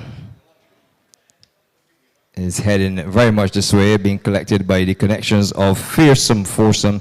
And this is horse number 5, Undisputed, and confidently ridden to victory by Ray Williams. And congratulations to the entire connections of horse number 5, Undisputed, a 4-year-old Bear Gallon, but not double Lady Constant. And it is the dam once again producing the winner, whose progeny, People's Champ, will be vying for the Triple Crown, if all goes well, come month end, the 30th of October. So congratulations to the connections of horse number 5, Undisputed, trainer Andrew Busher-Nunez, and of course the owners, Fearsome Foursome. Second was horse number 6, Nasty Critter, running his best race to date. A 6-year-old Bear Gelding by Sing Baby Sing out of Miss Busy, owned by the Jet Setters, trained by Robert Pierce. Slade Jones was on board, took along 115 pounds into that second position. Third, we made horse number 3. And horse number 3 is none other than 17 million US, a 5-year-old Bear Mirror by Eagles Peak out of Sweet Enough, owned by Adam Dean, trained by Richard Dean. And aboard was jockey Enrico Prescott, took 122 pounds. And fourth was horse number 2, Defiant David, the early pace setter, a 5-year-old chestnut horse by Storm Arrow out of Mary G. Pelado, owned by Sir David C., trained by Andrew Nunez. So in effect, it's a 1-4 in here for trainer Andrew Busher-Nunez. So congratulations as we await that race to be declared official. With that out of the way, before we move on to race number 4, which will be an interesting event, as you will see 7-pound claimers who have not had 10 rides for the year having the opportunity to showcase their upcoming talent. Let me go back and give you the pari dividends for race number 1, a complete synopsis with Reader. The winner horse number 4, Magic Millions, paid $1.55 to win, $1.15 to place. $1.55 and $1.15 on horse number 4, Magic Millions. For running second, horse number 1, Princess Julia, paid $1.05, $1.05. The exacta of 4 and 1 paid $1.65. $1.65 for race 1 exacta. Fifth in that event was horse number 5, New Money Honey, with 4th place, going to horse number 3, Gabby's Girl, and the clock in 1:09.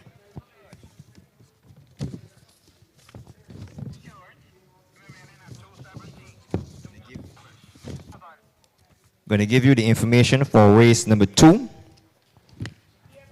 where the winner there was horse number 1, Stevenson's Thunder, paying $2.20 to win, $1.05 to place. $2.20 and $1.05 on horse number 1, Stevenson's Thunder.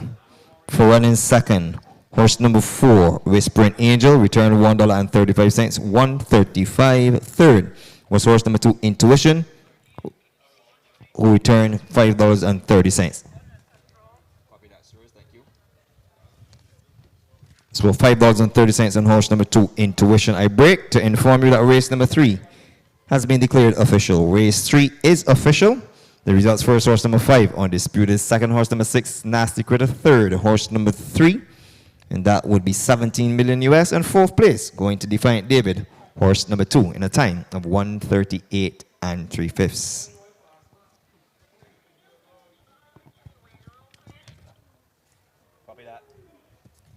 This page is for Mohammed. Mohammed, to report to the weighing room. Mohammed, you're asked to report to the weighing room. Thank you.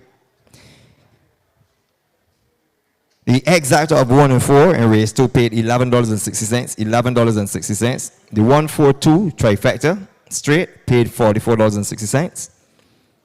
$44.60. The daily double of the winner of race number 1, horse number 4, Magic Million, into the winner of race number 2, horse number 1, Stevenson's Thunder, paid $5.45. $5.45. The superfecta of race number 2 of 1, 4, 2, and 5 paid $100.95. and 95 cents. The complete order of finish for the Winston Lane Memorial Condition Race. 5th was horse number 7, Gabriel. 6th was horse number 6, Sativa. 7th was horse number 8, Temple Dancer. 8th was horse number 3, Pinjara. And 9th was horse number 9, T-Time. The final time for that race was 1:40 and 3/5. Looking at race number 4, the Eucline Moggy Harris Memorial Handicap, over 1,100 meters, and the young man before his passing would have worked with Hayden Nichols, and obviously with whose best horse at that point in time would have been 9.69. And this race is for 3 years old and older horses rated 25 to 15. It's open to apprentices who have not ridden more than 10 races in 2021. A competitive field of 8 with a pro-same schedule of 2:45 in the afternoon, and that's just about 27 minutes away. Thank you.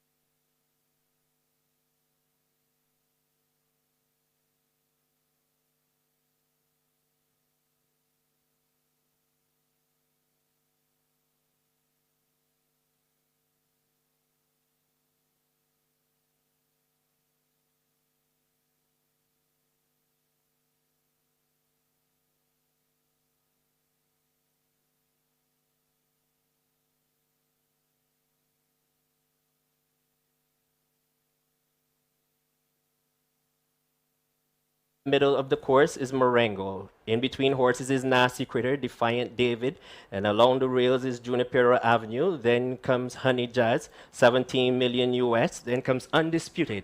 And the last one down the field is Hope for Serendipity. As they go into the bend, and up front is Defiant David. Marengo goes a bit wide as they pass the 5.5 furlong marker. In third position is Junipero Avenue. Then comes on the outside is Nasty Critter. Back into fifth position is Honey Jazz. Coming along the rails is 17 million US. Then comes Undisputed and Hope for Serendipity. About 4 lengths back is the back marker. As they pass the 4 furlong marker, and it is Marengo with Ricky Walcott in front. Very easy by a length and a half from Defiant David, who's 3/4 of a length in front now of Junipero Avenue, who goes by. Then on the outside comes Nasty Critter.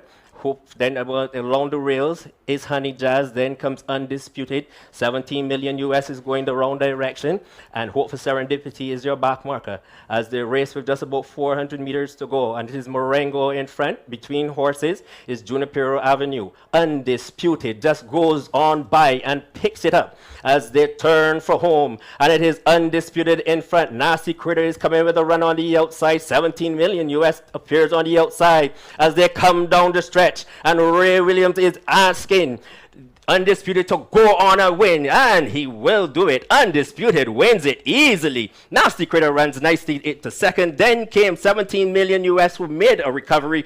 Then came Honey Jazz, Defiant David, Marengo, and the Stanton French pair of Junipero.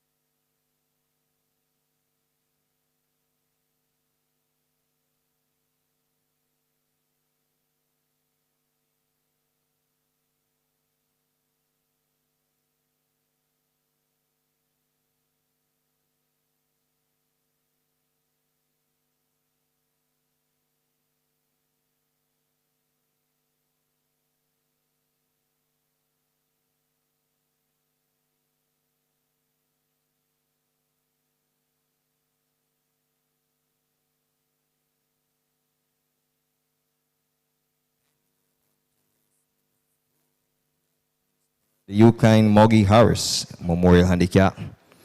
1100 meters for 3 years and older horses rated 25 to 15. It's also open to apprentices, which have not ridden in more than 10 races in 2021.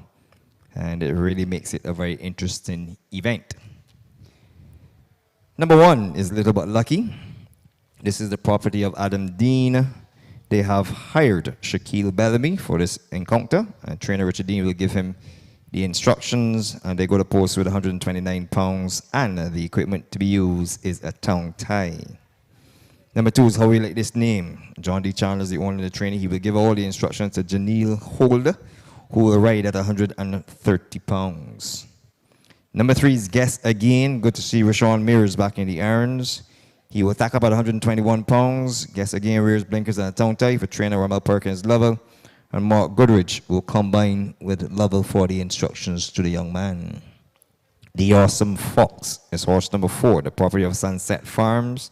They have hired Jamali Farrell to ride this chestnut horse who's 9 years old. He's fitted with a tongue tie, and Hayden Nichols will give all the instructions. Over the page, we find horse number 5, Firecracker. And Firecracker will be ridden by Jeremiah Worrell as the young man starts out his riding career. Want to wish the 16-year-old former St. Leonard's School student all the best as he makes his riding debut here, and I wish him a successful career up ahead. He sits aboard Mr. Whitehead's own 7-year-old chestnut gelding, who's fitted with a tongue tie, and Neil Brathwaite will give him warm words of wisdom. Rotley is horse number 6, to be ridden by Aaron Daniel. For trainer Robert Pierce, Andrew Pierce is the owner, and Rotley, who will love these conditions by Baco Boy out of Ship Mouse, is fitted with blinkers and a tongue tie and will carry to post 128 pounds. Horse number 7 is Black Rock in a tongue tie, ridden by Natari Trotman, who gets his first ride at 22 years old. He's a former student of the Allen School and St. Leonard's. And I want to wish the young man all the best as well as he suits up for Adam Dean and trainer Richard Dean aboard Black Rock, who is by Moon Solitaire out of Deal or No Deal. On the outside, horse number 8, Sebastian, in the colors of Lady Seal. Trainer Andrew Nunez, who's having a superb season. He will leg up Matthew Badal. The equipment to be used is cheek pieces. And Sebastian goes to post with a weight of 125 pounds. With favoritism going to horse number 6, Rotley at 3-5.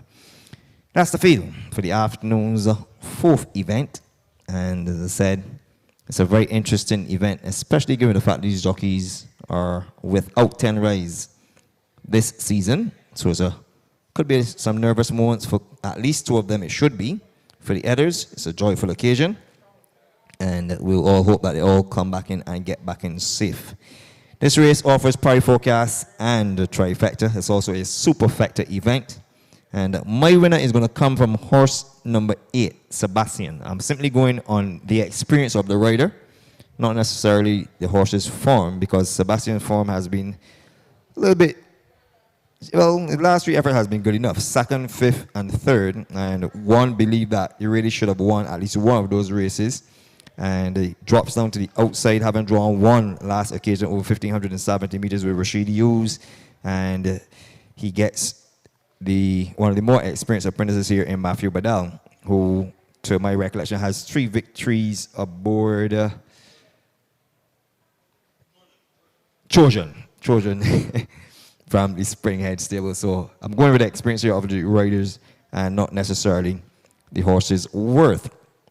On my second line, I'm going to take Little But Lucky, who I thought was unlucky last start over 1,570 meters when she unfortunately got stopped. She tightens up, horse number 1, she tightens up to a distance of 1,100 meters, which is not really out of her realm.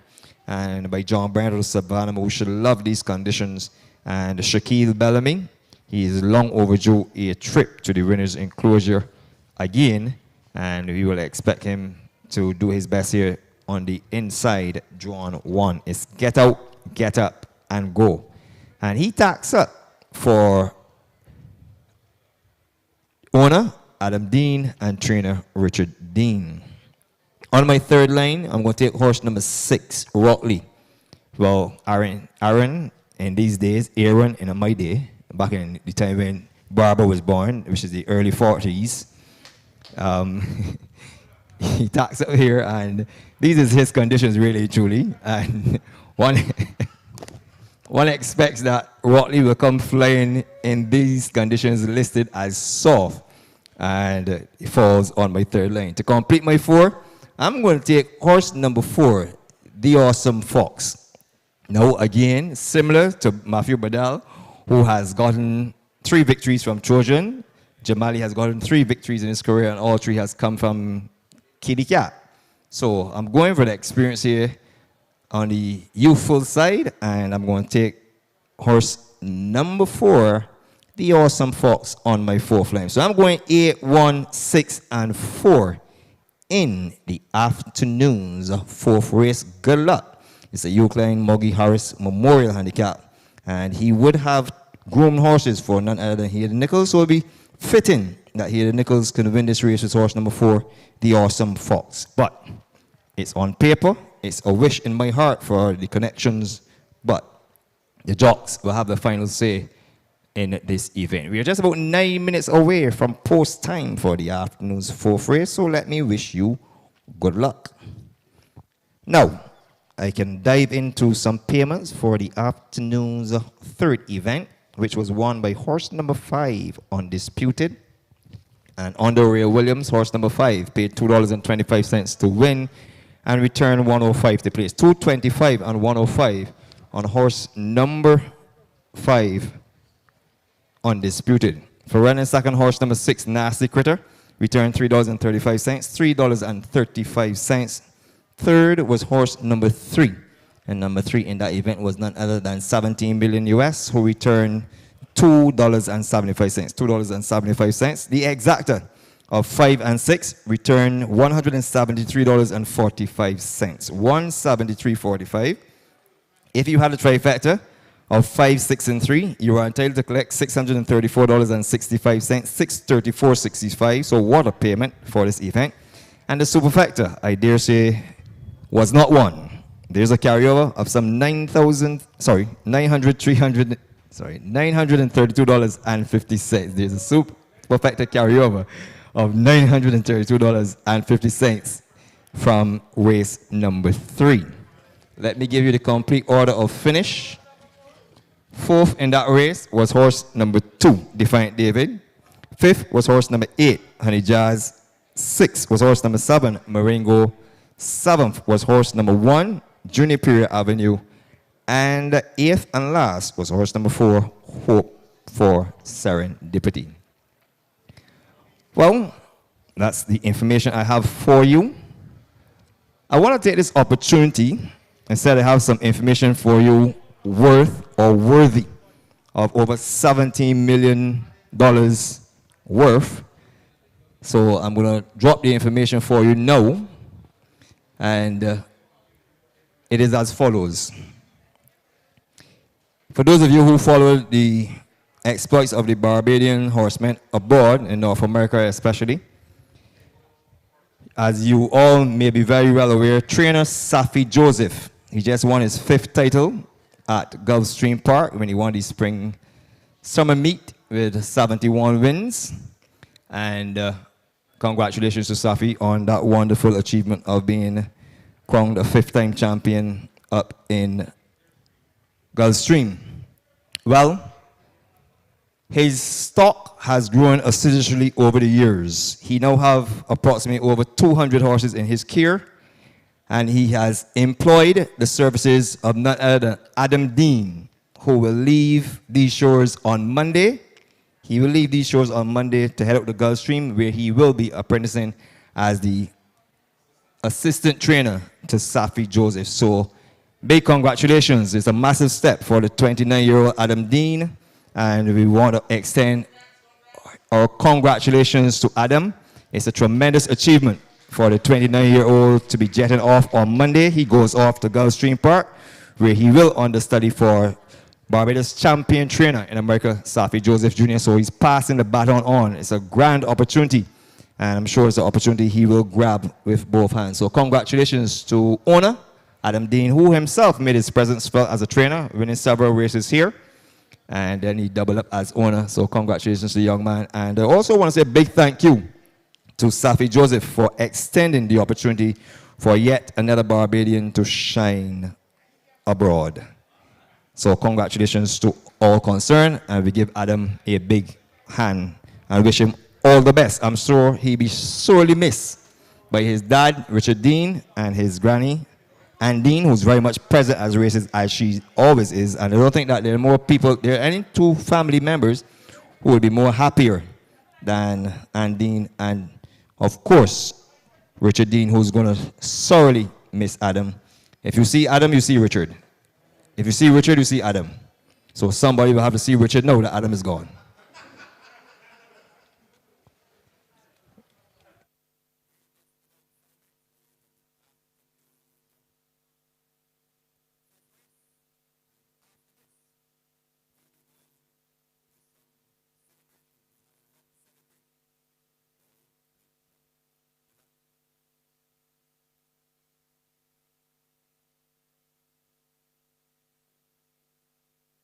Welcome back to the Garrison Savannah, where the horses are at the post, For race number 4, the Eucaline Moggy Harris Memorial Handicap, going a distance of 1,100 meters. And this race is for horses 3 years old and older, rated 25 to 15. And is also open to apprentices which have not ridden more than 10 races in 2021. So basically, this is the apprentice race. The young men get a chance to shine here this afternoon. Number 1 is Little But Lucky, owned by Adam Dean, trained by his dad, Richard Dean. Shaquille Bellamy rides 129 pounds. That's number 1, Little But Lucky. Shaquille Bellamy, 129, and is in at 7-1. 4-1 on horse number 2, How You Like This Name, owned and trained by John D. Chandler. Janelle Holder rides 130 pounds. That's number 2. And at 4-1, How You Like This Name, Janelle Holder rides. Number 3 is Guest Again. Guest Again is owned by Mr. Mark Goodrich, trained by Ramel Lovell, ridden by Rashawn Mears, and it's very, very good to see young Rashawn back here with this afternoon. He took a nasty spill last race day on Major Bobby KMP, and we're really glad to see young Rashawn back in the irons this afternoon. So that's number 3, Guest Again, Rashawn Mears, 121 pounds, and is in at 10-1. 6-1 on horse number 4, The Awesome Fox, owned by Sunset Farms, trained by Hayden Nichols. Jamali Farrell rides 121 pounds. That's number 4, The Awesome Fox. Jamali Farrell, 1-1, and is in at 7-1. 23-1 on horse number 5, Firecracker, owned by Mr. Whitehead, trained by Neil Brathwaite. Getting his very first ride here at the Garrison Savannah is young Jeremiah Worrell. And Jeremiah is a 16-year-old student at St. Leonard's School. And it's very good to see young Jeremiah Worrell getting his first ride at the Garrison Savannah this afternoon, and we wish him all the best. Firecracker, number 5, in at 24-1. The next one is number 6, is in at 6-5. Aaron Daniel rides as Rockley. Robert Pierce is the conditioner. Number 7 is Blackrock. Natari Trotman also gets his first ride here. He also went to St. Leonard's as well as the Allen School. And he is riding number 7, Black Rock. So that's Natari Trotman. All the best, young man, as you have your first ride here at the Garrison Savannah. He's on number 7, Black Rock, and it's in at 12-1. And your final starter, number 8, Sebastian, owned by Lady Seal, trained by Andrew Nunez. Matthew Badal rides 125 pounds. That's number 8, Sebastian. Matthew Badal rides 1-5 and is in at 5-2. So from the top, 6-1 on horse number 1, Little But Lucky. 4-1 on number 2, How You Like This Name. 9-1 on horse number 3, Guest Again. Number 4, The Awesome Fox is in at 6-1. 24-1 on horse number 5. This is Firecracker. Number 6, Rockley, is in at 6-5. That's your favorite. 12-1 on horse number 7, Black Rock, as the board goes over. Last time seeing 5-2 on horse number 8, Sebastian, and with 1 horse left, which is Rockley, to go Dean Springer with the call for race number 4. Yes, thank you very much. Well, Rockley is your pre-race favorite.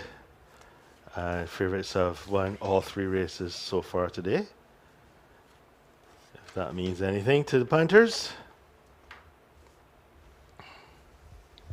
And Rockley just a little hesitant.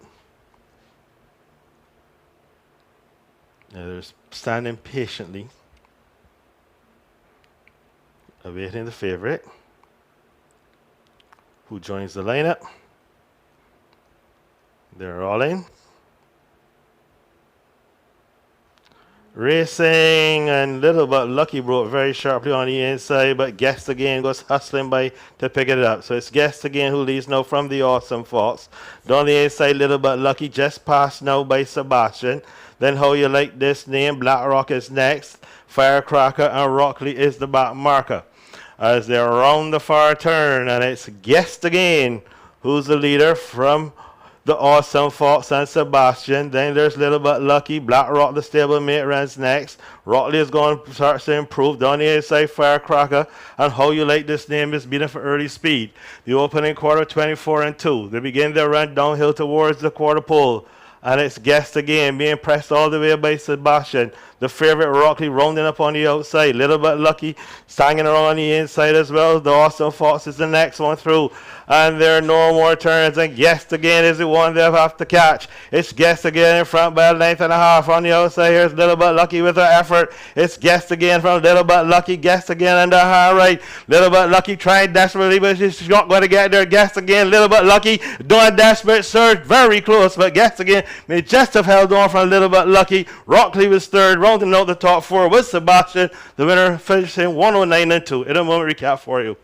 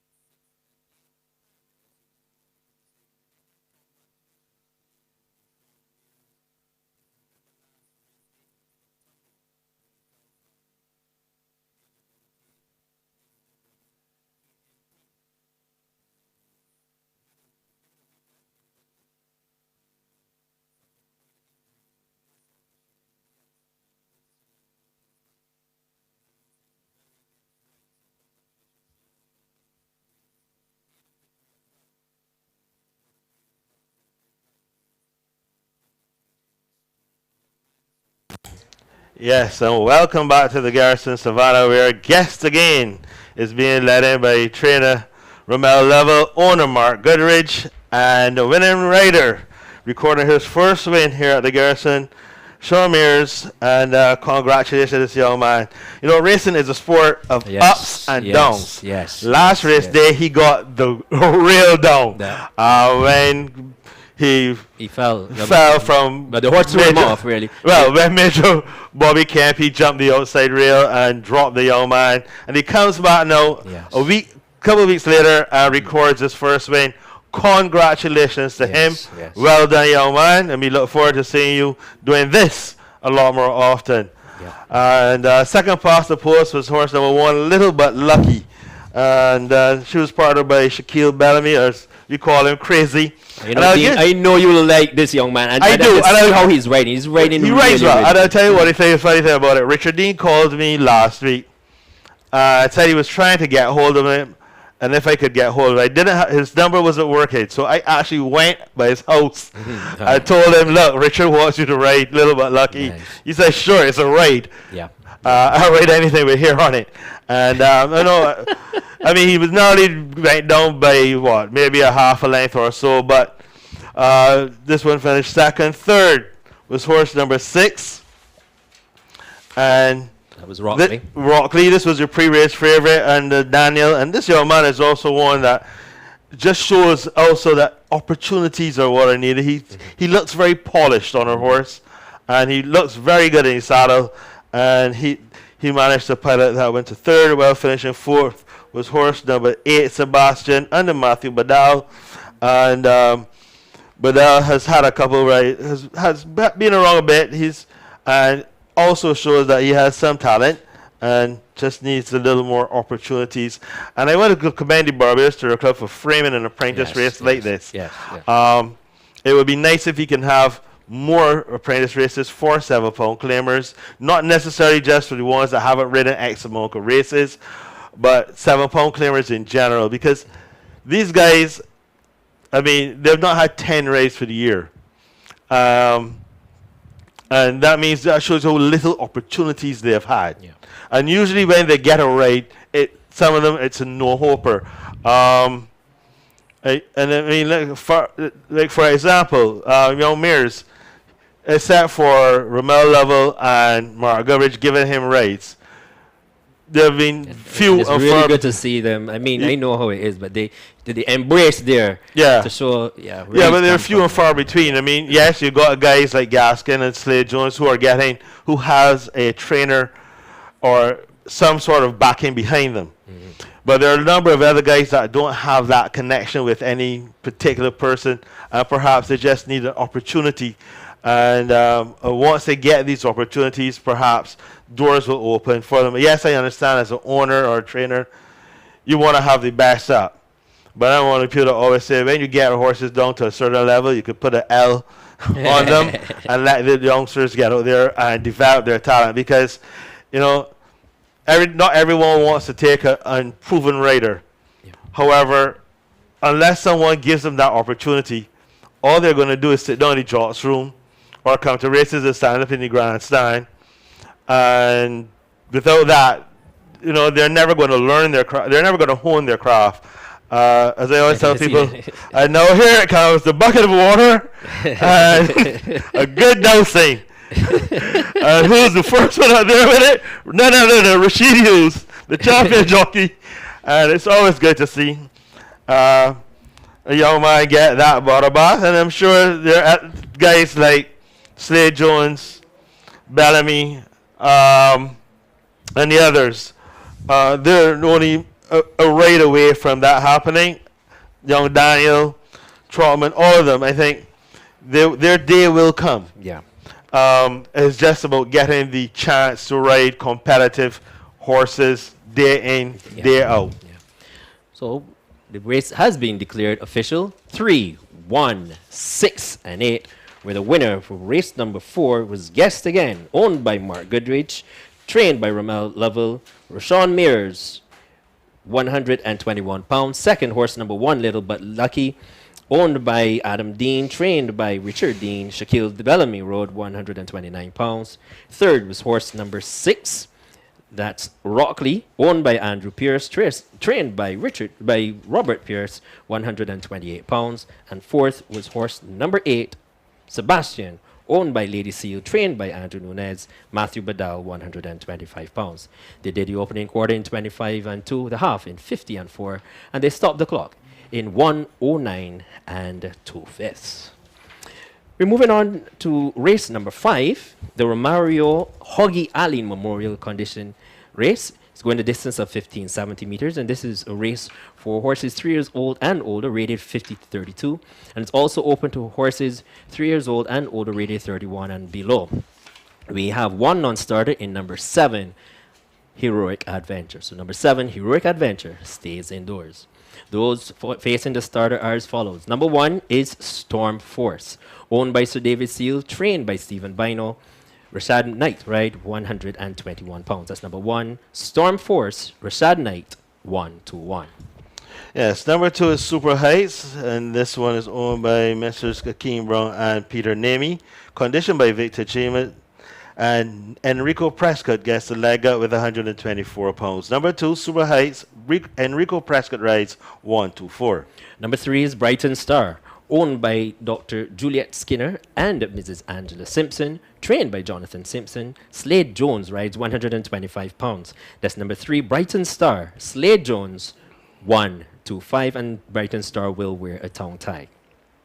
Number 4 is Preacher Boy. This is a Sanrio Chestnut Gelding, owned by Sir David Seal. Andrew Nunez will leg up the apprentice Eric Daniel with 123 pounds. Number 4, Preacher Boy, Daniel, 1-3. Number 5 is stablemate of Preacher Boy. This is Criterion, the third entry for Sir David Seal. Andrew known as the conditioner. Antonio Perch rides 122 pounds. That's Criterion.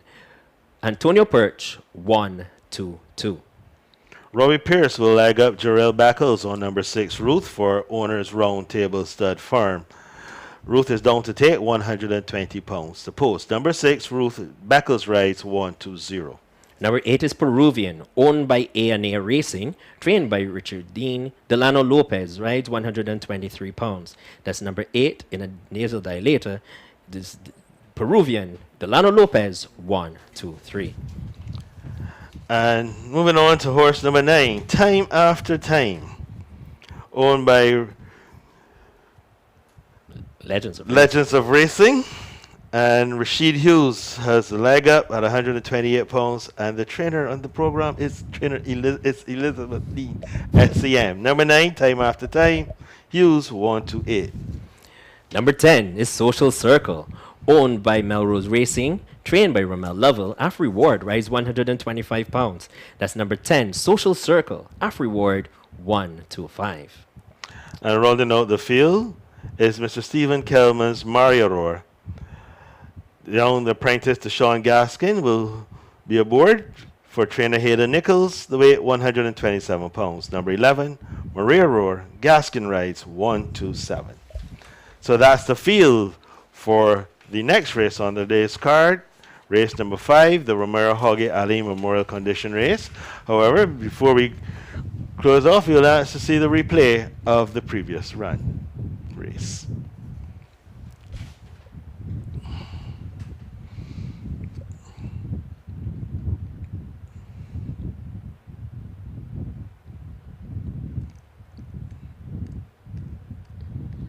A little bit lucky, was very fast away, but guess again, just quicker, quicker going, and from there it was just a matter of, he was never pretty going to be priced at any point throughout.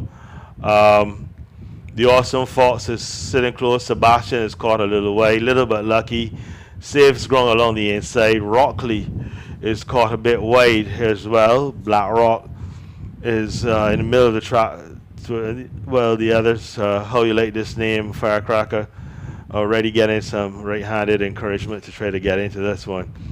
As I go towards the 2 furlong pole, guess again, Jock still no getting ready to ask him to go on away. He drifts out a little bit here, a little bit lucky, comes up on the rail, has an opportunity to come up the rail, but switches into the middle of the course here down the stretch.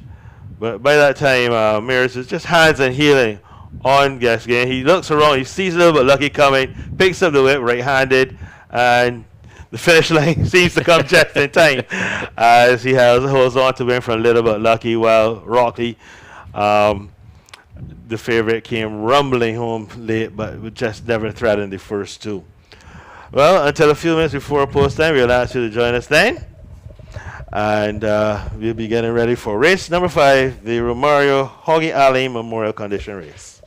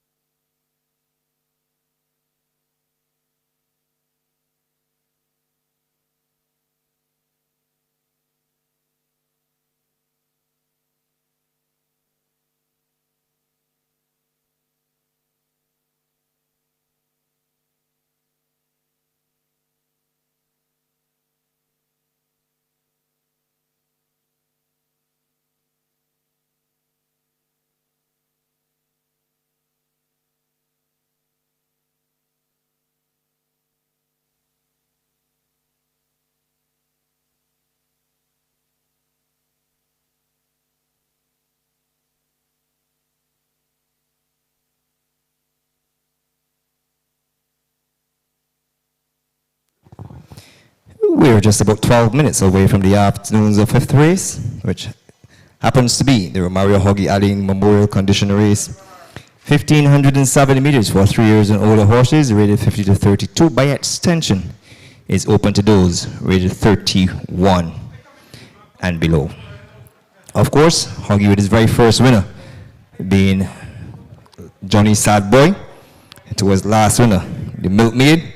He would have done a tremendous job as a trainer, and he passed away earlier at a very young age when he was just about to shine in his chosen career, one of his main chosen fields of endeavor, and he made a tremendous contribution. You missed it. So having said that, we look forward to this event, which offers Barry Forecast, Trifecta, Superfecta, the first leg of the Pick 4 and the third leg of the Soca 6. Number 1 is Storm Force, just into your picture. The property of Sir David Seals, who has employed Stephen Bino as a trainer, and they will employ Rashad Knight to ride today. And for this engagement, they will tack up at 114 pounds with Storm Force. Number 2, Super Heights, the property of Akeem Brown and Peter Namey. And this one is trained by Victor Cheeseman. Today's rider will be none other. Just bear with me as I try to get this paper sorted out. Today's rider will be none other than Enrico Prescott, who's allowed to claim 5 and will go to post at 119 pounds. And this 9-year-old bay horse will be fitted with a tongue tie and a nasal dilator. Number 3, Brighton Star gets the services of Slade Jones, taxed at 118 pounds for this encounter. And this is the property of Juliet Skinner and Mrs. Angela Simpson. Jonathan Simpson is the one who will be giving the instructions to Slade Jones as he seeks his maiden victory. With the call for riders up, horse number 4 is Preacher Boy, the property of Sir David Seals, who's employed at Junior as a trainer. And he will give instructions to Eric Daniel, who's allowed to claim 5 and will tack up at 118 pounds. Over the page, horse number 6. This is horse number 5, is Criterion, ridden by Antonio Perch, the second runner here for Sir David Seal. And Antonio is the trainer. Cheek Pieces, the equipment, and horse number 5, as you see, 1, 2, 4, and 5 for Sir David Seal in this one, with Perch wearing the red cap and the black cap to be worn by Eric Daniel on Preacher Boy. So in the order they're going down, maybe look to finish 1, 2 and not 4, 5. Horse number 6 is Ruth, to be ridden by Gerald Beckles for Roundtable Stud Farm. Fitted with a tongue tie, and Robert Pierce will give all the instructions to Beckles, who will go to post at a weight of 117 pounds.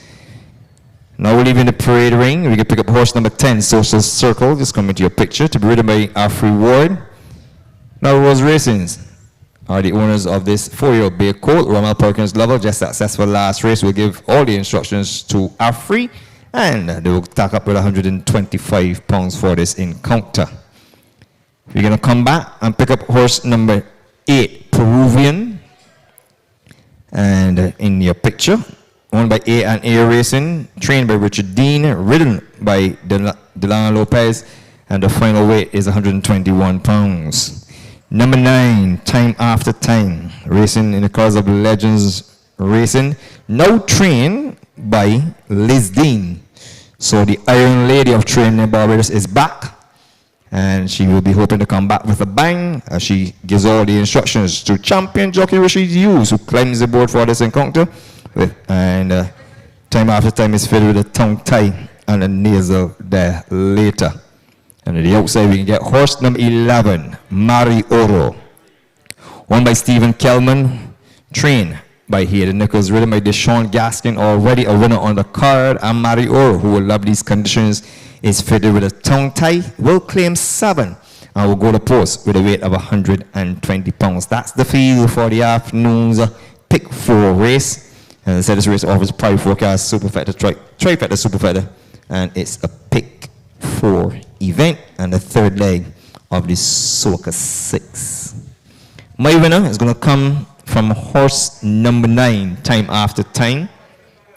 And stretching out to 1,570 meters shouldn't be a problem. I guess conditions that I think that will work well for this one. And of course, she is by Carpe Diem with Kate O'Connor, whose father was Happy Memories. We've already seen a Happy Memories winner today in Undisputed, and I expect this one, despite the fact that she's tackling 128 pounds, it's not a tough field, and form is good enough for Legends of Racing, having finished second, fourth, and second in her last 3 starts.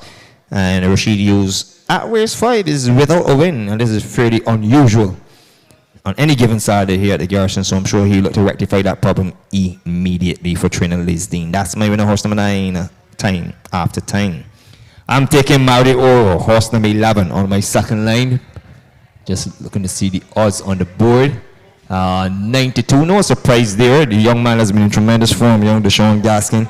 And Maori Oro is right at home in these conditions, and has shown some form immediately, having switched from trainer Victor Cheeseman to trainer Hayden Nichols Barn, and falls on my second line. On my third line, I'm going to take horse number 4, Preacher Boy. He has been in the form of his life. He's turned up to races almost every given Saturday, and he's ensured that checks go back home to Hopefield to feed the heavyweights who we have been missing for at least 11 days. We haven't seen the big guns, and he's made sure that they are well fed and resting nice, and I expect him to take home another check today, and that's the check for the 3rd place horse, who is entitled to take home $1,320. To complete my 4, I'm going to take horse number 2, Super Heights. Now I think that at 9 years old, he might be coming to the end of his racing career.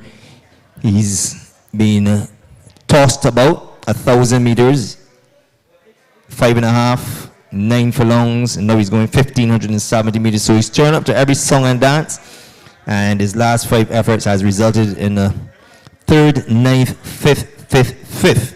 So if you go by that trend, he probably should run 5th again, but I'm upgrading him to 4th as it seems that the race begins to get a little hard for him. By Super Jabla out of Aquarius Star would have been victorious under these conditions on the jockey Josephine Gordon several years ago, but falls on my second line. So I'm taking the Super Factor event here. I'm going 9, 11, 4, and 2. My pick 4 will read race number 5. I'm going 4 and 9. I'm going 2 across. 4 and 9 in race 5. Race 6, I'm going 5 and 7, 2 across again. I'm going for 1 horse in race number 7. That's the 4 horse, Queen of Pitons. I'm going 3 in the last leg, which is 1, 3, and 12. 1, 3, and 12. And that bet at $8 would cost you one $12 bill. Just a single $12 bill you pay for that bet. 2 by 2 by 1 by 3 for today's pick 4. Good luck as we encroach upon 3 minutes to post time, and it does give me enough time to give you some pari dividends. So I'll wait on the completion of this race and then give you the pari dividends for race number 4. Good luck.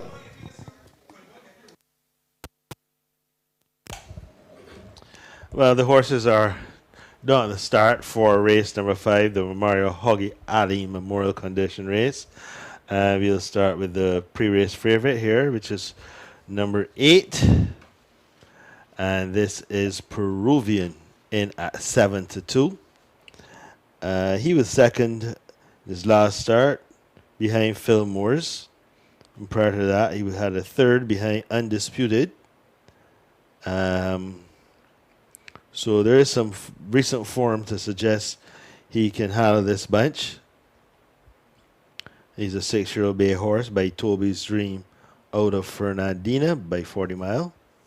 Delano Lopez has the leg up for trainer Richard Dean. And here's your pre-race favorite. Well, now the betting seems to have changed. He was when we looked at the board, and now that has now gone to horse number 11, Mario Roar, who is now your pre-race favorite. So these two are obviously getting quite a bit of support. They're both listed at 7-2. Mario Roar is a 5-year-old bay mare owned by Mr. Stephen Kelman, and Deshaun Gaskin, the very promising apprentice, is aboard. He has already recorded a winner this afternoon, so perhaps the racing public's confidence in this young man is growing, as well it should. Those are two pre-race favorites. Of the others, in at 4-1 is number 2 Super Heights, lengthening out to 5s. Has a string of fifth finishes in the last 3 starts, behind Fillmore's Kitty Cat and Piton's Punch.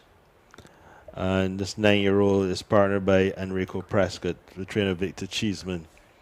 The next one in the betting, good support-wise, is number 5, Criterion. Also getting some support is Ruth, in at 6-1. And number 3, Brighton Star. Well, they're all in, and Neil, you have your eyes on them. Yes, Dean, and it's just 2 to go. And that would be Criterion, was being brought up. And the other one was Time After Time. Starter looks him over. He raises the red flag, and he sends them racing for the 5th race on today's program. There's a bit of banging and bouncing at the early exchanges. From on the outside is Mario Roar. Between horses early, this is Criterion. On the inside is Storm Force. Then comes Brighton Star. Time After Time, Social Circle, Peruvian. Then comes Super Heights, Ruth, and Preacher Boy is the back marker. As they come into the bend, and they go past the 5.5 furlong marker. And it is Criterion in front by 3 parts of a length from Mario Roar. They've gone on by 3 lengths to Storm Force, who's hounded by Brighton Star. Along the rails comes Social Circle with Time After Time on his outside. Then comes Super Heights. On the outside of Super Heights is Peruvian. Then on the outside of Peruvian, that one is Ruth, and the back marker is Preacher Boy. As they go down the back stretch and they begin to head up the hill, and it is Mario Roar who goes on by 1.5 lengths from Criterion. Storm Force is in 3rd position. Time After Time is being sent after them, so too Social Circle. Brighton Star is also getting a bit closer. Then comes Super Heights. Preacher Boy gets selected on the inside. Peruvian is going the wrong direction, and Ruth is a back marker. As they pass the mile marker, and it is still in front. Mario Roar on the outside. Here comes Time After Time. Here they come spinning out of the turn, and Time After Time picks it up. Here comes Super Heights on the outside. Social Circle gets a run on the inside as well, but it is Super Heights who's picking it up. Super Heights picks it up and is drawing away. Time After Time will run a second. It is all over. It is Super Heights who wins it from Time After Time. Social Circle was 3rd. Then came Mario Roar, Criterion, Brighton Star, Peruvian, Preacher Boy, Ruth, and Storm Force in 1:39 and 2. In a moment, we have the official placings for you.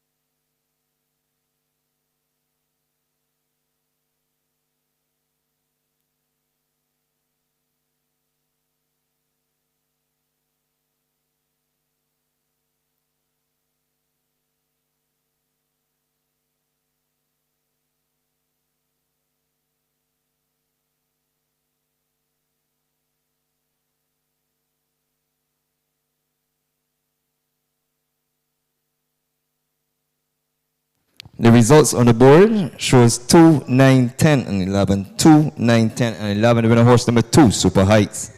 Second, horse number 9, and that is time after time. Third, horse number 10, Social Circle, and fourth, horse number 11, Maddie Oro. As we look downstairs, the winners being collected by Destiny Osborne, the assistant trainer to Victor Cheeseman and Akeem Brown. And many congratulations to the connections of horse number 2, Super Heights, for a wonderful victory.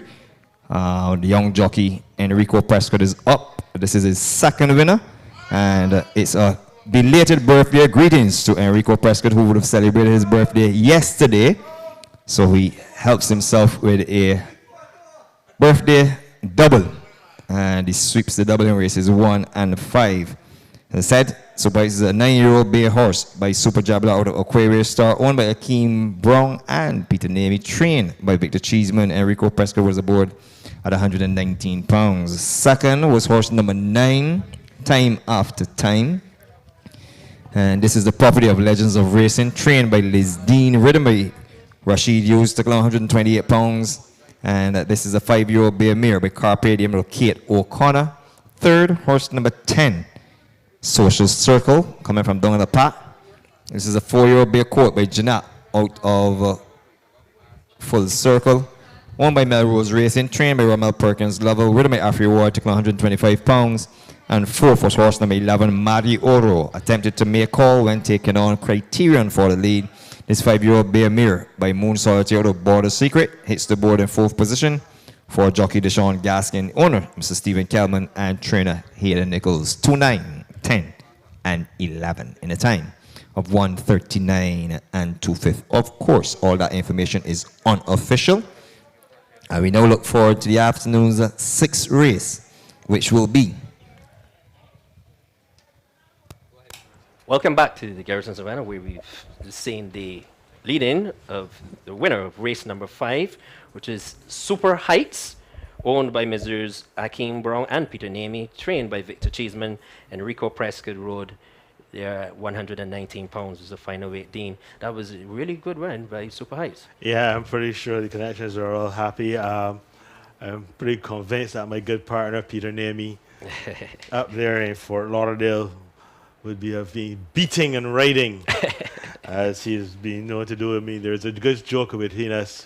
We had a filly called Adele's Princess in Canada. And in her first start, she ran a close second, made it special, with good purse. She got beat by a horse that cost a couple $100,000. Peter said his neighbors came over and knocked on the door and wanted to know if he was okay. No, Peter really enjoys his racing. I've tried to get him to go to horse sales for the last 3 or 4 years, and Peter always says you can't take an alcoholic to a rum shop. He'll buy too many. But no, congratulations to them all concerned. This 9-year-old bay horse continues to show up. You know, he's obviously still enjoys what he's doing.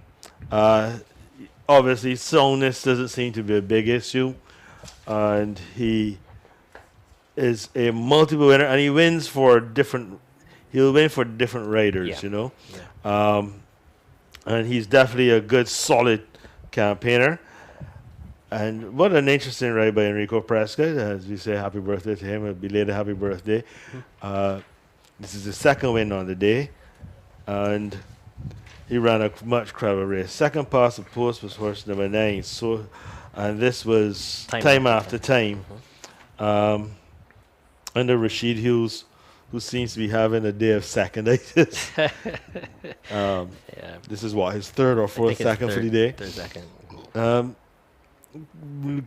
Had every chance, I thought. Really looked like he was going to win until Super Heights just joined him and he just outgunned him coming home. Third, Social Circle. Well, this 4-year-old bay colt's best run in a while. He did go off the track for quite a while, and he came back and had a couple, I would say, somewhat disappointing runs. I really thought those 2 6th-place finishes, I expected him to hit the board on those occasions, but perhaps a little ease in the going helped him this afternoon, and he ran a stout race with third, well, finishing fourth, Mario Roar. And this is another consistent type of horse. Yes, she had a few races that were a little disappointing before finishing fourth last time out. And this 11-year-old bay mare. 5-year-old bay mare. Sorry, 5-year-old bay mare.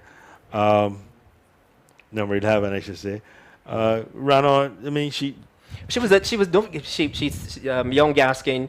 I think took the lead. Well, when they went past the 5.5 furlong marker, just about the 5. Yeah. He tackled Criterion and went on, and he carried on 120 pounds. And again, it's the confidence of the young man. Yeah, that's one of the things you got to say. You know, he's by no means a meek rider. You know, he'll snatch up the race. If you let him snatch up a race, he will. Yeah. And it's another enterpriser rider. That's one of the things I like about him. Yeah. He always seems to give his horses the best possible chance, and you really can't ask for more than that from any rider. Yeah. And he continues to impress here at the Garrison as well. Of the others, there's really not much to talk about. Of the others, Peruvian just never really seemed to land a blow. Criterion was early. Ruth always mid division. Brighton Star looked threatening at one point, but his run quickly flattened out between the two and the top of the stretch. You could see that his run was over. But in the end, there really was no answer to the 9-year-old this afternoon. He really just accelerated smoothly and came off an easy winner. And if you can get a chance to look at that replay before we move on to race 6.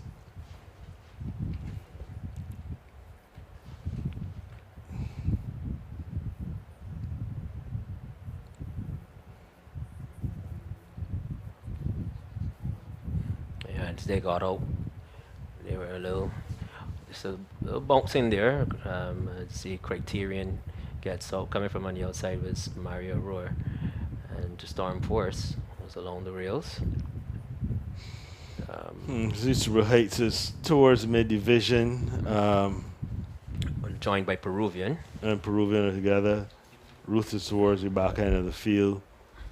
But watch Mario Roar's here now. She's just cruising along the outside of Criterion.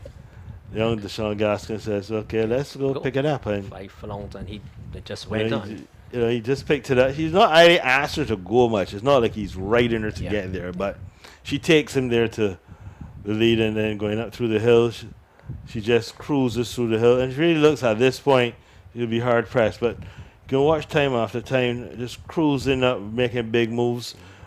Super Heights is also making a big move. Brighton Star, he's trying to go on, but he starts to back out of it very quickly when asked to come off the bridle. Peruvian is already under a left-handed whip, and at this point, it really looks like right on time. It's just got these time after time. Has him all at his mercy as he comes along Mario Roar. But here's Super Heights now under a left-handed drive, swings 3 wide, and just basically outguns them all coming home. Well, Social Circle finds a gap, rattles home as Mario Roar fades to finish 4th. And that's just the way the race set up, I think. Time after. In the end, I think you can't say anything negative about that performance from Super Heights. He just was clearly a cut above the rest today. Definitely. They did the opening quarter in 25 and 2.5 in 51 and 2. 3/4 of a mile they did in 1:15 and 2. And they stopped the clock in 1:39 and 2/5. Yeah, so race 6 is the Anderson Andy Nichols Memorial Handicap over 1,570 meters. And we know we have a non-starter in number 1, Destino. Number 1, Destino will stay indoors. And those that are going, well, we'll start with number 2, Stir It Up. Owned by the Fearsome Foursome, this Andrew Nunes training is partnered by Rashid Hughes with 125 pounds. Number 2, Stir It Up. Rashid Hughes rides 1, 2, 5. Number 3 is Azam, owned by Mr. Brain, trained by Naz Issa. Raheem Thorpe rides 120 pounds. That's number 3, Azam. Raheem Thorpe, 120. Number 4, Gold Star is partnered this afternoon by Tashawn Hazelwood for trainer Richard Dean and Mr. RJ, the owner. The weight 128 pounds. Number 4, Gold Star Hazelwood rides 1 to 8. Number 5 is Secret Mission. Enrico Prescott rides. Number 5, Secret Mission, goes for Missouri's Stefan Naran Singh and Andrew Nunez, trained by Andrew Nunez. Enrico Prescott 1 to 8. Number 6 is Oprah, owned by Mr. Adam Dean and trained by his father Richard Dean. Anderson Tom Trotman is aboard, the weight 118 pounds. Number 6, Oprah Trotman rides 118.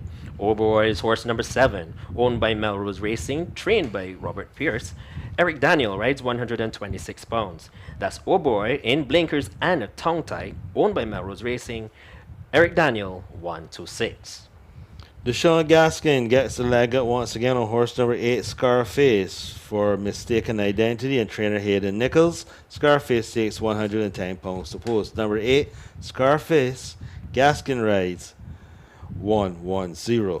Edelweiss is horse number 9, owned by Star Boys Syndicate, trained by Robert Pierce. Ricky Walcott rides 122 pounds.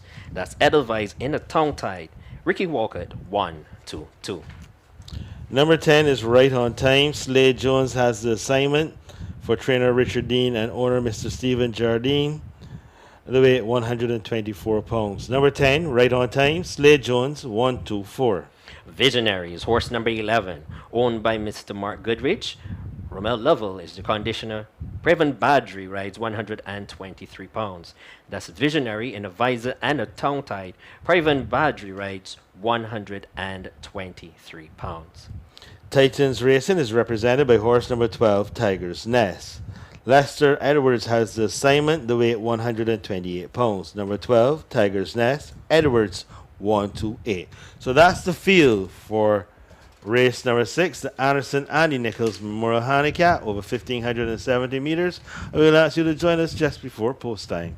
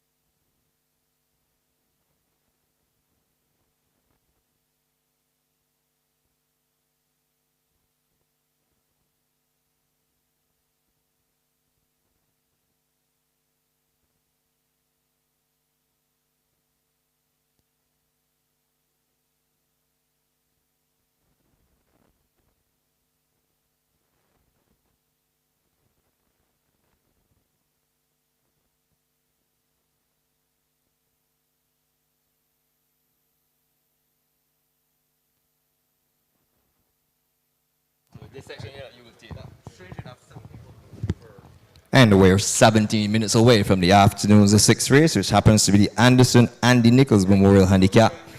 This race goes a distance of 1,570 meters for 3 years and older horses rated 40 to 22. By extension, it's open to horses 3 years and older rated 21 and below. Before I dive into that field, just let me give you some information prior to the existence and the contribution that the late Andy Nichols made to horse racing here in Barbados.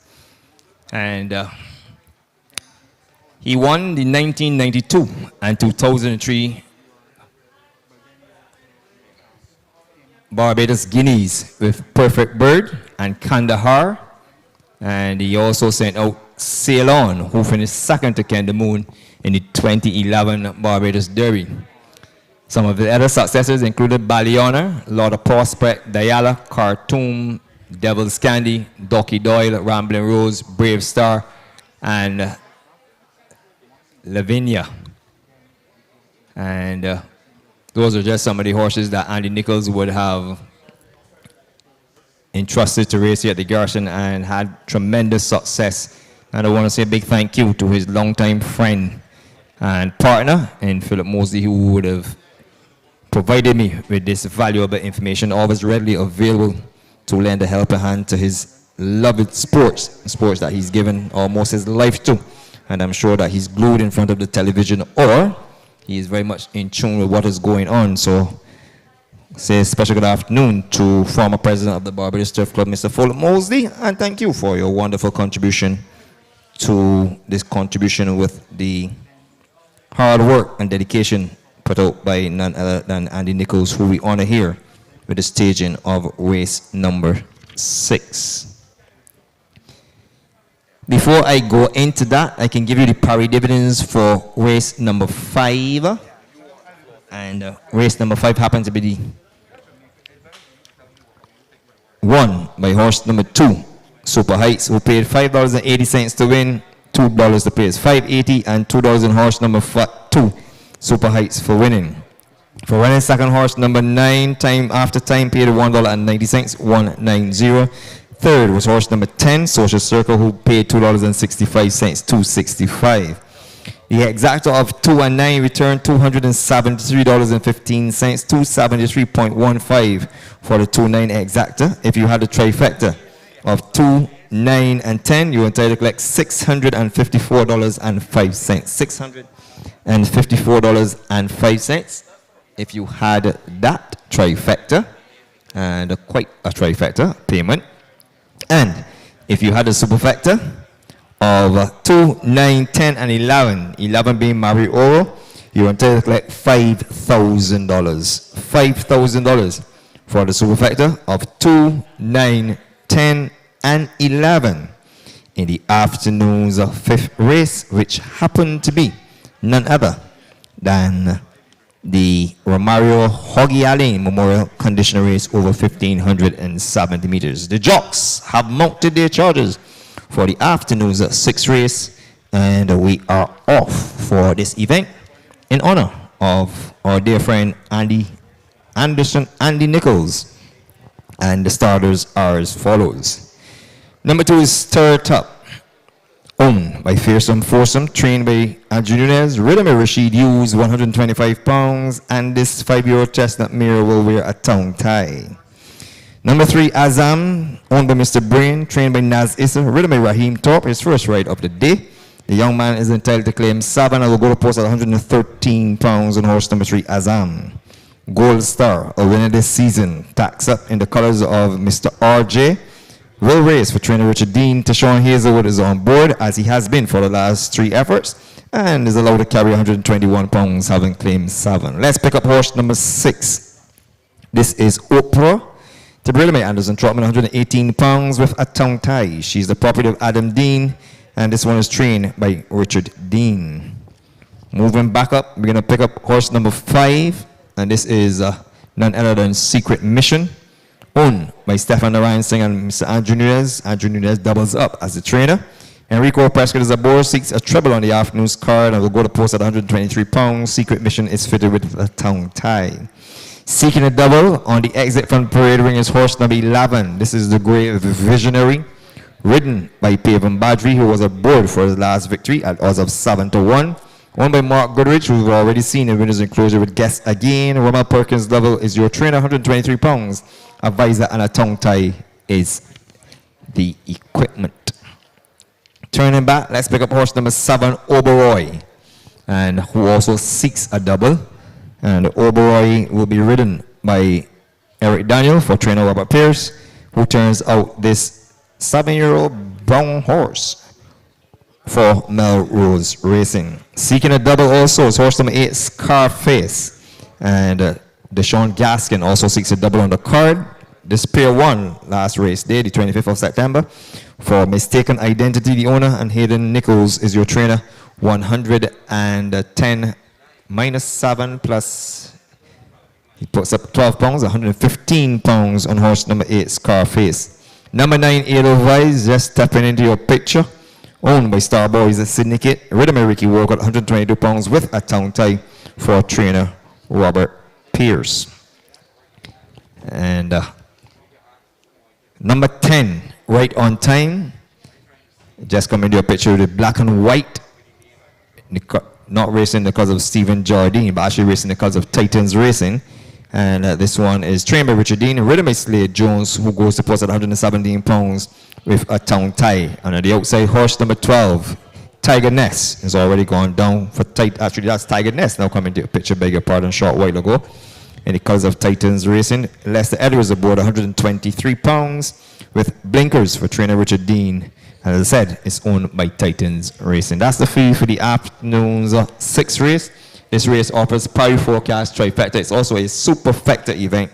My winner is going to come from horse number 7, Oberoi. The conditions are perfect. The form is bang on, having won last start, and with a Midsummer Creole Classic victory under his belt. There is no reason, or little reason, I could find fault here why this horse, the property of Melrose Racing, should not repeat a victory here on the jockey Eric Daniel, horse number 7, Oberoi. On my second line, take horse number 5, Secret Mission, whose mission is to turn back the tables here on Oberoi. Ridden by Enrico Presco, who's in good form today, having won 2 races, will go off. The pair goes off at 8-5 in the betting as favorites, and they fall on my second line. On the third line, we'll take horse number 2, Stir It Up, 7-1 in the betting. Decent form, a 5th, a 3rd, and a 4th. And Stir It Up goes in here with jockey Rashid Hughes, who is still winless on the card after 5 races. And Stir It Up by Moon Solitaire with Chimichurri. Not so sure that this one is going to fancy the conditions. Chimichurri preferred when the track is on top. And we'll see how this pair fares. They fall on my 4th line. To complete my 4, I'm going to throw in horse number 6, Oprah. Just going to look for some value.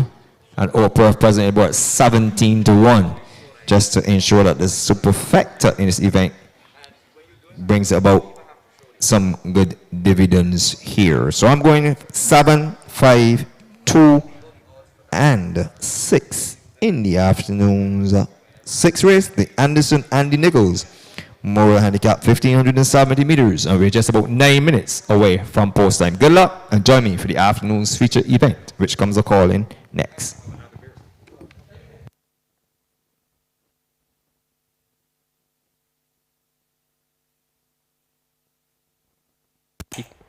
Yes, welcome back to the Garrison. The horses are at the gate for race number 6. And we'll start with the pre-race favorite here, which is horse number 5, Secret Mission. Enrico Presca is looking for his 3rd win on the day.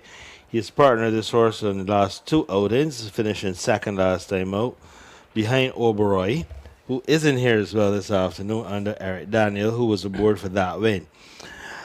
Secret Mission has been a very useful type. It's a pre-race favorite in at 2-1. So 2-1 for horse number 5, Secret Mission, and Rico Prescott looks for win number 3 on the card. Getting some support in the betting in at 5-1 is number 7, Oberoi. So the public thinks that Secret Mission can reverse the form, and Oberoi, 7-year-old brown horse, has been around a while. He had a string of form, then a couple races that were a little disappointing, and then the win. So he seems to put together a string of good runs at a time, and perhaps he will continue to do so. Number 11, also getting some support in the betting at 5-1, is Visionary. And this was a winner last time out, defeating Sensational and Azam. Azam is in here as well. Has Badri aboard once again for trainer Ramel Level. And Ramel Level, of course, has had a winner already this afternoon with Guests Again. And this one is in at no short, goes out to 9-2. Of the others, you get a 7-2 for horse number 2. And this is Stir It Up. Rashid Hughes is aboard for trainer Andrew Nunez with 125 pounds. A 3rd and a 4th in last 2 outings. That 4th was behind Oberoi and Secret Mission. And having Rashid Hughes in the saddle can only be a positive move.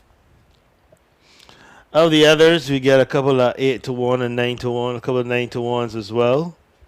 And these would include the likes of horse number 3, Azam.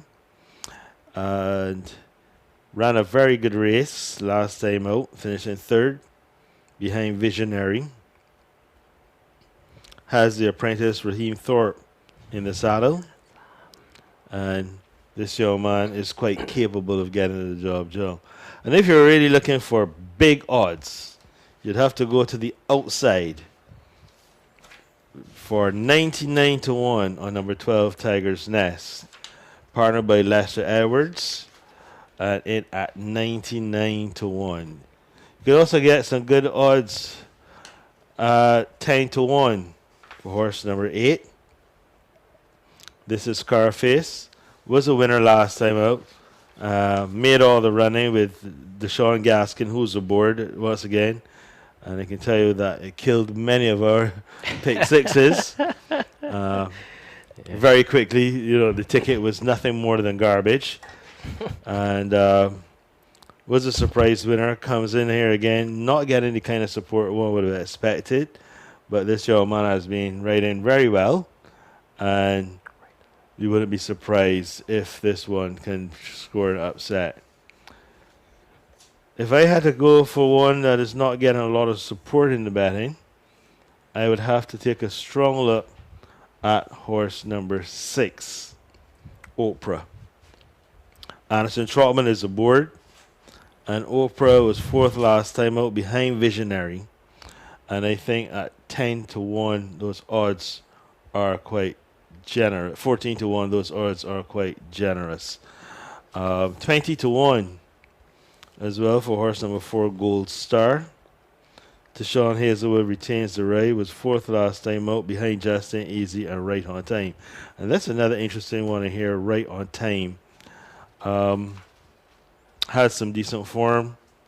Slade Jones is aboard Okay, with and a 7 pound claim, and Neil has his eyes on him with just one more or two to well, go. we can go over. We can continue because Visionary just broke through the front of the gate. So Visionary has decided he wants to get on with things a little early. he wants a head start. We still wait for Vision. So Visionary has to be reloaded, and also horse number 5 has to be reloaded. It's now going forward. That's your previous favorite, Secret Mission, who joins the lineup. Neil has the call. Over to you, sir. Thank you very much, Dean. And starter Stephen Thorne, he's there this afternoon. They're having a little problem there with Secret Mission.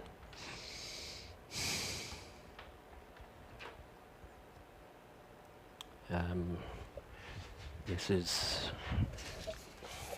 race number 6. Yes. Starter, it's gonna, he looks them over. Secret Mission is giving them a bit of a handful to get in. The others standing quietly. You can see Oprah, Gold Star, Oberoi, Visionary,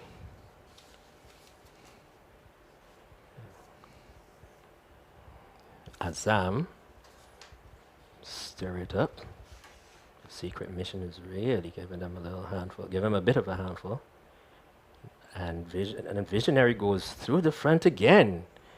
Visionary is really eager, and a very, very good job there by the attendant to hold Visionary, who broke through the front again. And I would say it was very good work there by the attendant to hold Visionary. And yes, and actually unseated Badri. Badri, yes, and you see him taking a look. I hope he's not damaged, really. He's not really injured, I should say. But he's back up. And Visionary is really eager this evening. Let's see what can happen here. Starter raises the red flag and he sends them racing. And Oprah stood up. And the others have broken and gone down the straight for the first time. And it is on the outside, it is right on time. Between horses is Edelweiss, then comes Azam. Between horses is Secret Mission, then comes Scarface, Stir It Up, then comes Oberoi, Gold Star, Tiger's Nest, Visionary, and Oprah is the back marker. As they come into the bend and race with just about 5.5 furlongs to go. And up front is Edelweiss in front by 3 parts of a length. From right on time, they have gone along by a length to Azam, who's another 3 lengths in front of Secret Mission. Stir It Up is along the rails, then on the outside is Scarface, then comes Oberoi. They're gone a length and a half now to Gold Star, then comes Tiger's Nest. Then on the inside of them, that one is Visionary, and Oprah has caught the field. As they head up the hill, and it is Edelweiss in front from right on time. Moving sweetly into 3rd position is Azam. Then comes Secret Mission, the favorite. Oberoi watches them carefully. Then comes Scarface. Gold Star is the next one through. Then comes Stir It Up, Tiger's Nest. Then the next one through is Visionary, and Oprah is the back marker. As they just passed, they're about to pass the mile marker, and it is stirred. It is on the inside. That is right on time. Who picks it up? It's right on time in front. We can see Secret Mission on the outside as they come inside the final furlong, and it is right on time. Here comes Secret Mission, who's galloping now. It is Secret Mission, and right on time. Secret Mission is picking it up and pouring it on. Secret Mission is going to win it, wins it now. From on the outside with Stir It Up. Between horses came Scarface, right on time. Then it was Gold Star, Tiger's Nest, Oberoi, Visionary, Azam, Oprah, and Edelweiss in 139 and a fifth. In a moment, we have an unofficial placings for you.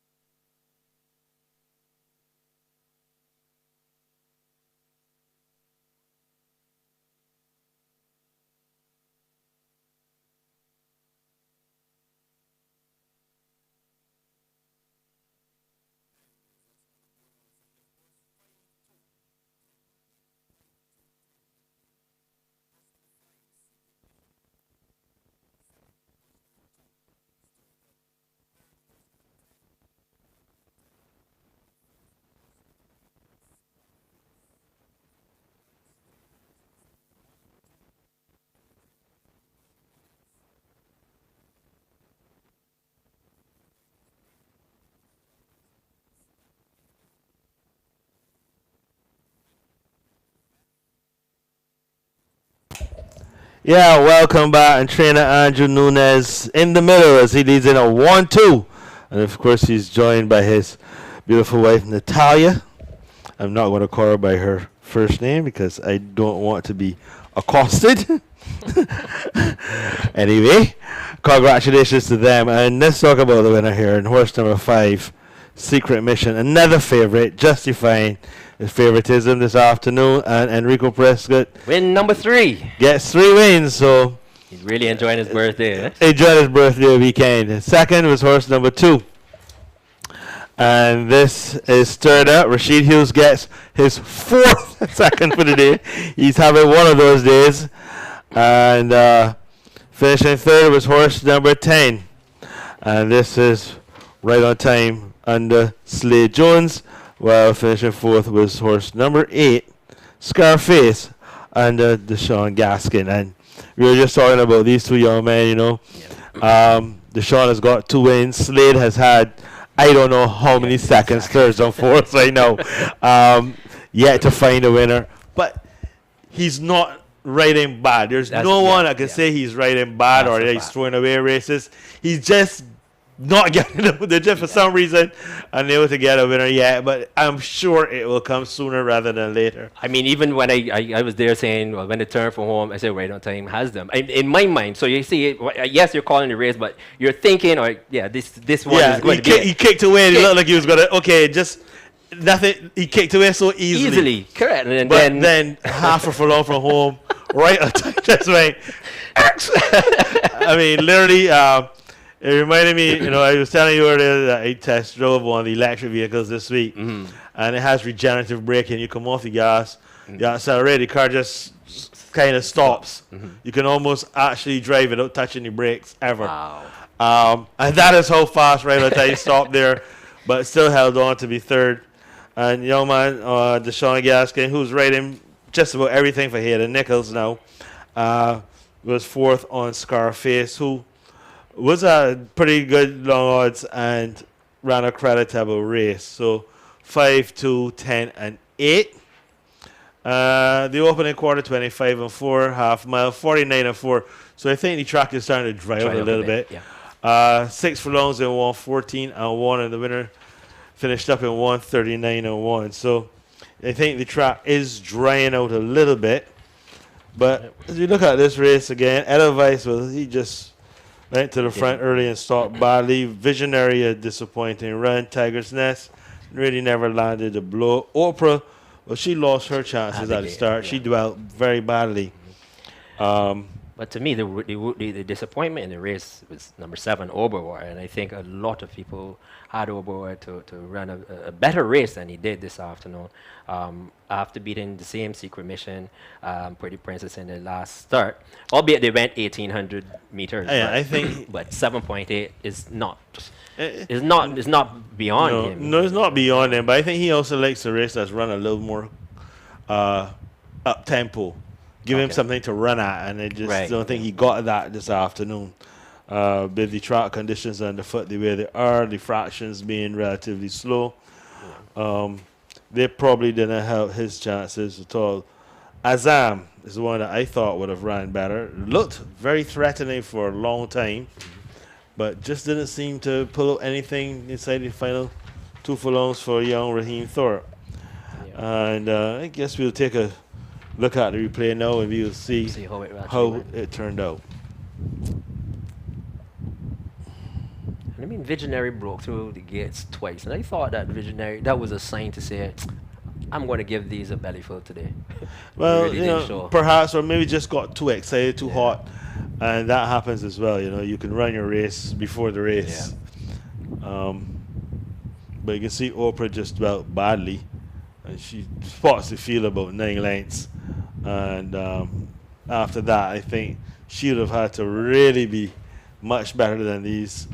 As it passes times, we see Edelweiss, Azam, and right on time. Secret Mission early. Secret Mission is right there, just sitting right off the pace. Tracking Secret Mission is Scarface at this point. And also Stirring Up is also there. So the first 3 horses, 4 horses are all within a striking distance. Nothing coming from down the back. Edelweiss looks easy on the lead. You see, right on time, just cruising up on the outside. And this is where he picks it up just as to go over the top of the hill, but not that he's asked to go. Yeah. Azam is cruising as well. Looks like he's just going to be a serious threat. She looks very dangerous. Secret Mission, Enrico Prescott sitting absolutely chilly. Deshaun Gaskin is niggling away at Scarface. So is Rashid Hughes on Stir It Up. At this point, when Azam starts to get the whip, it looks like right on time is just going to just gallop away from them here at this point. But and they turn to the judge. Really, it looks like Secret Mission is coming, but it really looked like if right on time would dig in and fight a little bit that she would have held on. But she just literally starts to paddle in the last couple of strides. And she just barely held on for third. She really just ran into the wall that is there. The invisible wall, and just stopped very badly. But you can't take away anything from the winner or the ride put down by Enrico Prescott. So with that behind us, we could probably move on to race number 7. It's the Elias Halut. It's the Elias Halut Memorial Handicap, and this is the feature event on today's card. It's going to distance of 1,800 meters or 9 furlongs for horses 3 years old and older, rated 140 to 122, and it's also open to horses 3 years old and older, rated 121 and below. We have 2 non-starters in horses 2, Trini Aviator, and number 5, Oriental Crown. So number 2, Trini Aviator, and number 5, Oriental Crown, they will stay indoors. Those facing the starter are as follows. Number 1 is Stolen, owned and trained by Jean-Marc Cozier. Enrico Prescott rides 125 pounds. That's number 1, Stolen, Enrico Prescott, 125. Yes, number 3 is Good Vibration, owned by Mr. Adam Dean and trained by Richard Dean. Lester Edwards is aboard the weight 110 pounds. Number 3, Good Vibration, Edwards, 110. Jarrell Beckles is the pilot on number 4, Queen of Pitons, owned by Mr. Stefan Naran Singh, trained by Andrew Nunez, the weight 119 pounds. That's number 4, Queen of Pitons, Jarrell Beckles, 119. Number 6 is the Melrose Racing Speed Franco. Rashid Hughes climbs aboard for trainer Robbie Pierce, SCM, the weight 128 pounds. Number 6, Speed Franco. Hughes rides 128. And rounding out the field is horse number 7, Island Cotton, owned by Lady Seal, trained by Andrew Nunez. Eric Daniel rides 110 pounds. So that's number 7, Island Cotton, Eric Daniel, 110. And that's the field to face the starter. For this afternoon's feature race, the Elias Halut Memorial Handicap, going a distance of 1,800 meters. And this race offers, Exacta. It's the 3rd leg of the Pick 4 and the 5th leg of the Soca 6. So if you're still in the hunt, good luck to you. And until 5 minutes before post time, continue to await the feature events.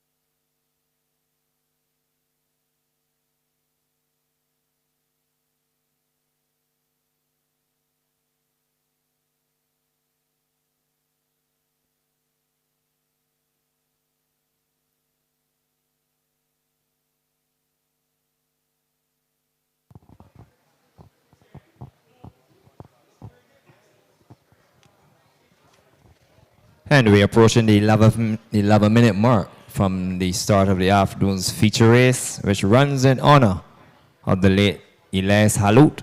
And it's the Elias Halut Memorial Handicap over 1,800 meters for the top class horses, rated 140 to 122. By extension, it's open to horses rated 121 and below.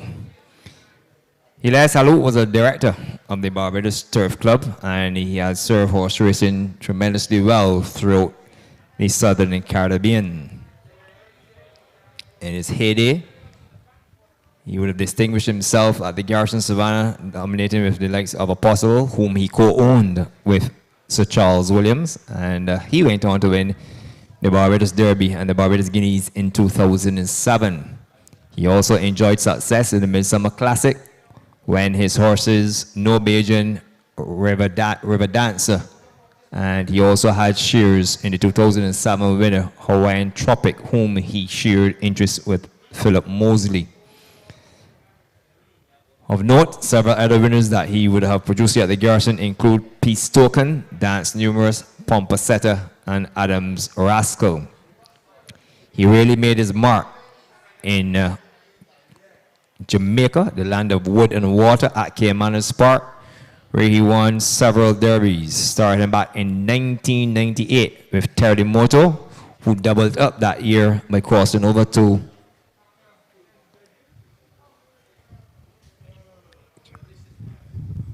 when crossing over to Santa Rosa Park, going on to win the Trinidad Derby with Terremoto. So he did a double that year, winning in Jamaica, and then he went on to win in Santa Rosa Park in Arlarima. He also had more derby success was to come in the land of wood and water in 2011. Technomoto delivered the grand style, and then he returned in 2014 with Lampejo, 2016 with Orpheus, and he really excelled in horse racing in Barbados and throughout the Eastern Caribbean. So race number 7 in honor of the former director of the Barbados Surf Club, Elias Halut, who passed away this year. And this race is for the top class horses going 1,800 meters. So the field now exiting the parade ring. We start with horse number 3, Good Vibration, the property of Adam Dean, trained by Richard Dean.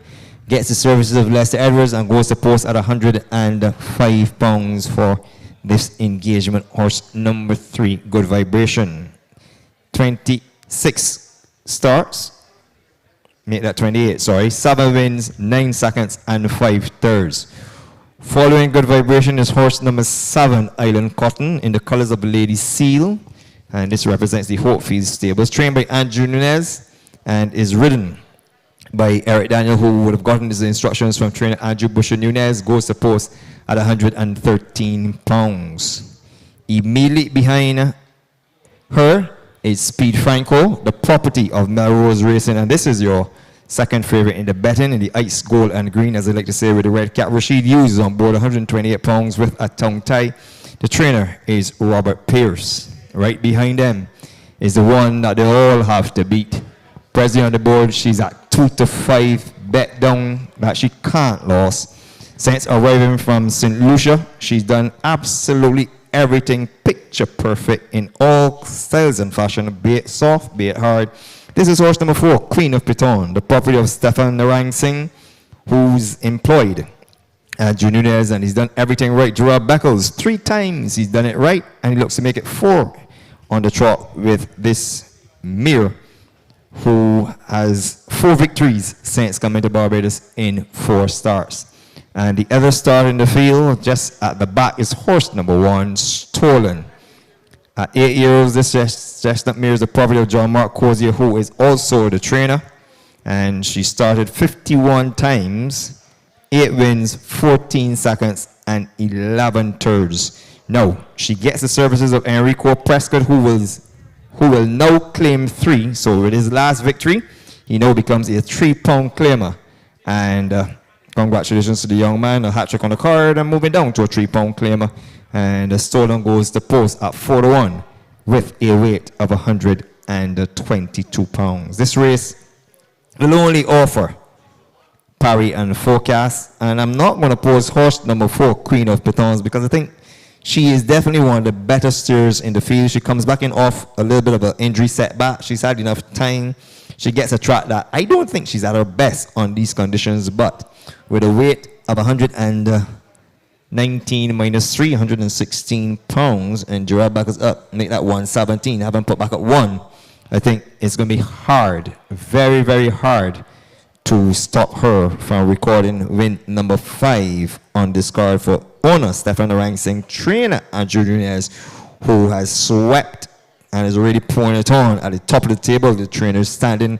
I personally believe it's a foregone conclusion now where the trainers championship is concerned for this year.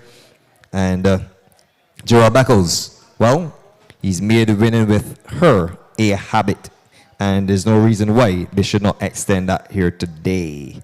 On my second line, and the one that I think will have an opportunity to lower the colors, will have to be horse number 1, Stolen, simply because the track, which started out as soft, has been elevated to good to soft, and I think these are conditions that she relishes, despite the fact I firmly believe she does not get this trip, but she's by Zwick out of Bossa Nova, and Bossa Nova best showings in her life were on similar conditions. So Enrico Prescott, he's done nothing wrong all day long, so why would you really oppose him? So I'm going 4-1 in the Elias Haluk Memorial Handicap, the afternoon's feature race over 1,800 meters. We are just about 4 minutes away from post time. Good luck, and join me for the afternoon's nightcap in honor of former handicapper Hartley Clement, who passed away earlier this year.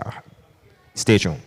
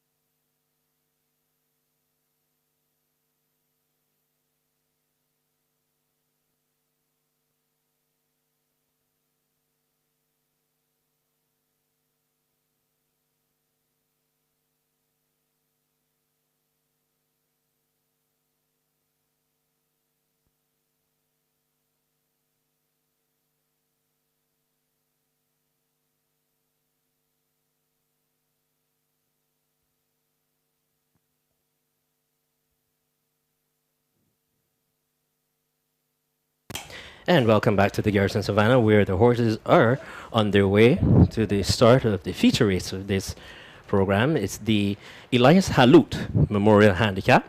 It's going a distance of 1,800 meters or 9 furlongs for horses 3 years old and older. 3 years old and older, rated 140 to 122.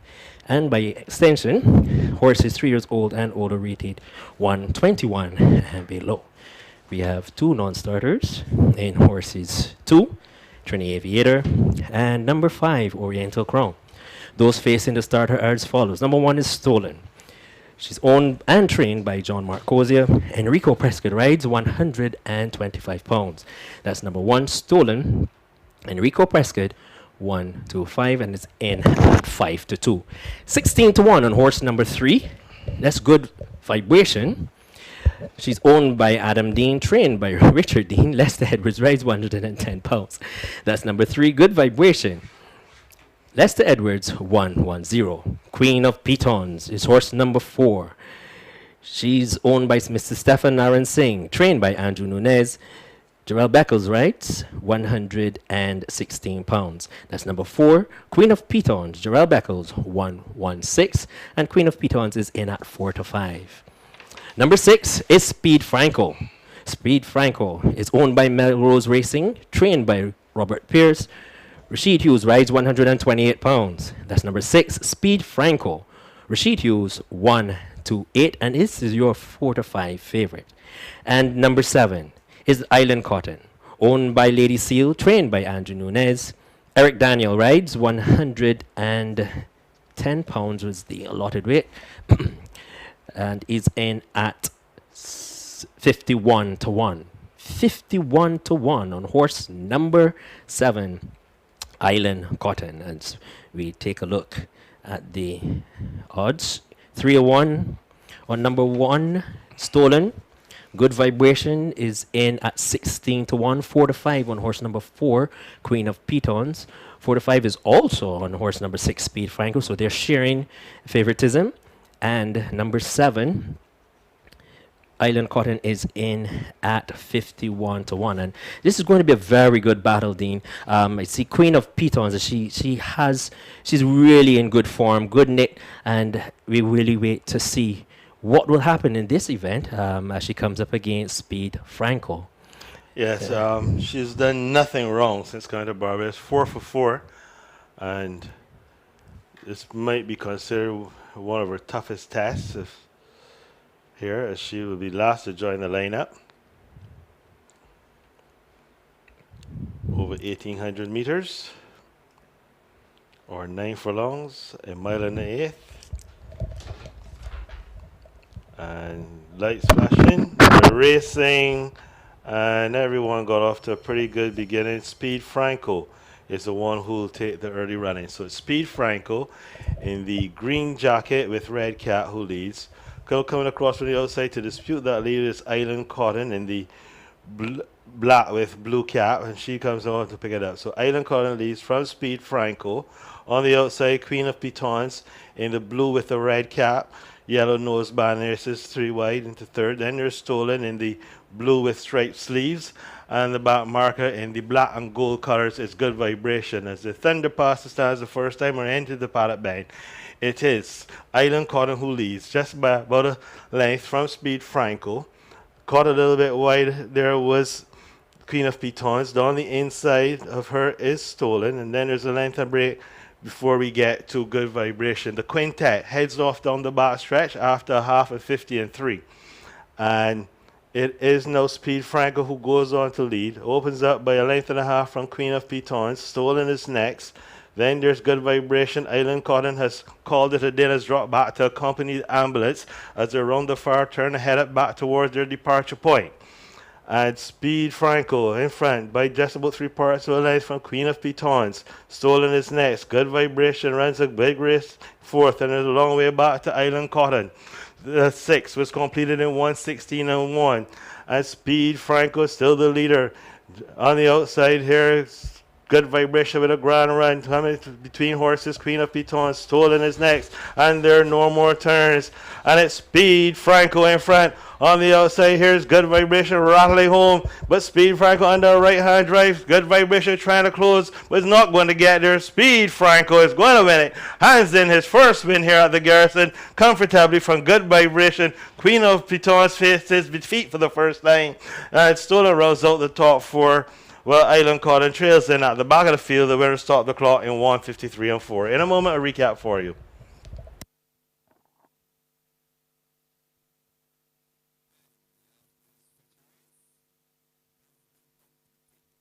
On 53 and 4, 1:53 and 4, with time fractions 25 and 4 for the first quarter, the half mile in 50.3, 6 furlongs in 1:16 and a fifth, and a mile in 1:40 and 4/5, and they stopped the clock in 1:53 and 4. As the results was up on the board, unofficially of course, 6-3, 4 and 1, no doubt about the winner. Horse number 6, Speed Franco, the property of Melrose Racing, trained by Robert Pierce, ridden by Rashid Hughes, took along 128 pounds, and it really was a tremendous performance under all conditions.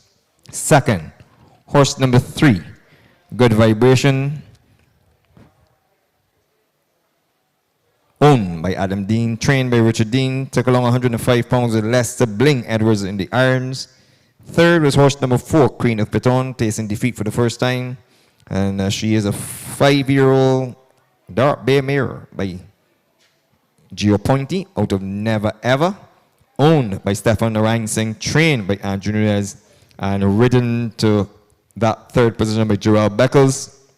And fourth was horse number 1, Stolen, 8-year-old chestnut mare by Zwick out of Bossa Nova, owned and trained by John Mark Cosia and Risco Enrico Prescott was aboard at 122 pounds in that event. 6-3, 4-1, a win in the afternoon's feature race for none other than Speedy Franco in 153 and a 4/5 unofficially, of course.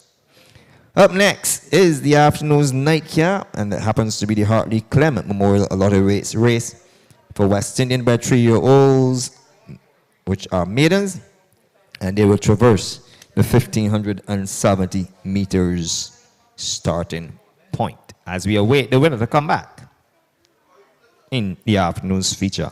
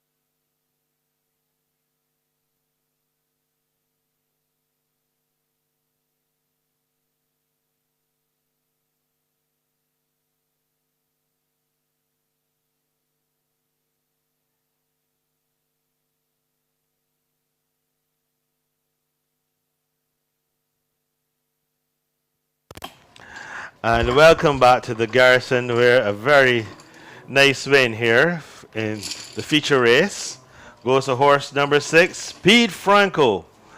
And Rashid Hughes gets the seconditis off his back late, but it's off. He gets the winner, and congratulations to all concerned. Speed Franco is being led back in by Mr. Peter Odell and another gentleman who I'm not familiar with. Congratulations to them as they take the feature race. And let's tell you about Speed Franco. He's a 6-year-old bay gelding by declaration of war out of safe by Street Saints. And this is his second start in Barbados. Finishing third first time out. Goes 2 better this afternoon. And very impressive looking gelding. And congratulations to all concerned. Rashid Hughes gets his first win on the day's card. Second past the post. Ran a big race was horse number 3, Good Vibration. Under Lester Edwards. Took advantage of a lightweight. Came rattling home to get second for trainer Richard Dean.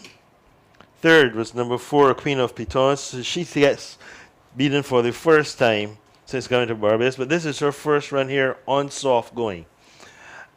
She ran third, while finishing fourth was horse number 1, Stolen, under Enrico Prescott for trainer John Mark Cosia. The opening quarter was 25-4, the half mile 50-3. 6 furlongs were completed in 1:16-1, the mile 1:40-4, and Speed Franco passed the line in 1:53-4. And I can tell you that the other horse of the race was Island Cotton, who finished last under Eric Daniels. So 6, 3, 4, 1, and 7 are your unofficial results. And before we get to the last race, it'd be really nice if we can get to watch the replay.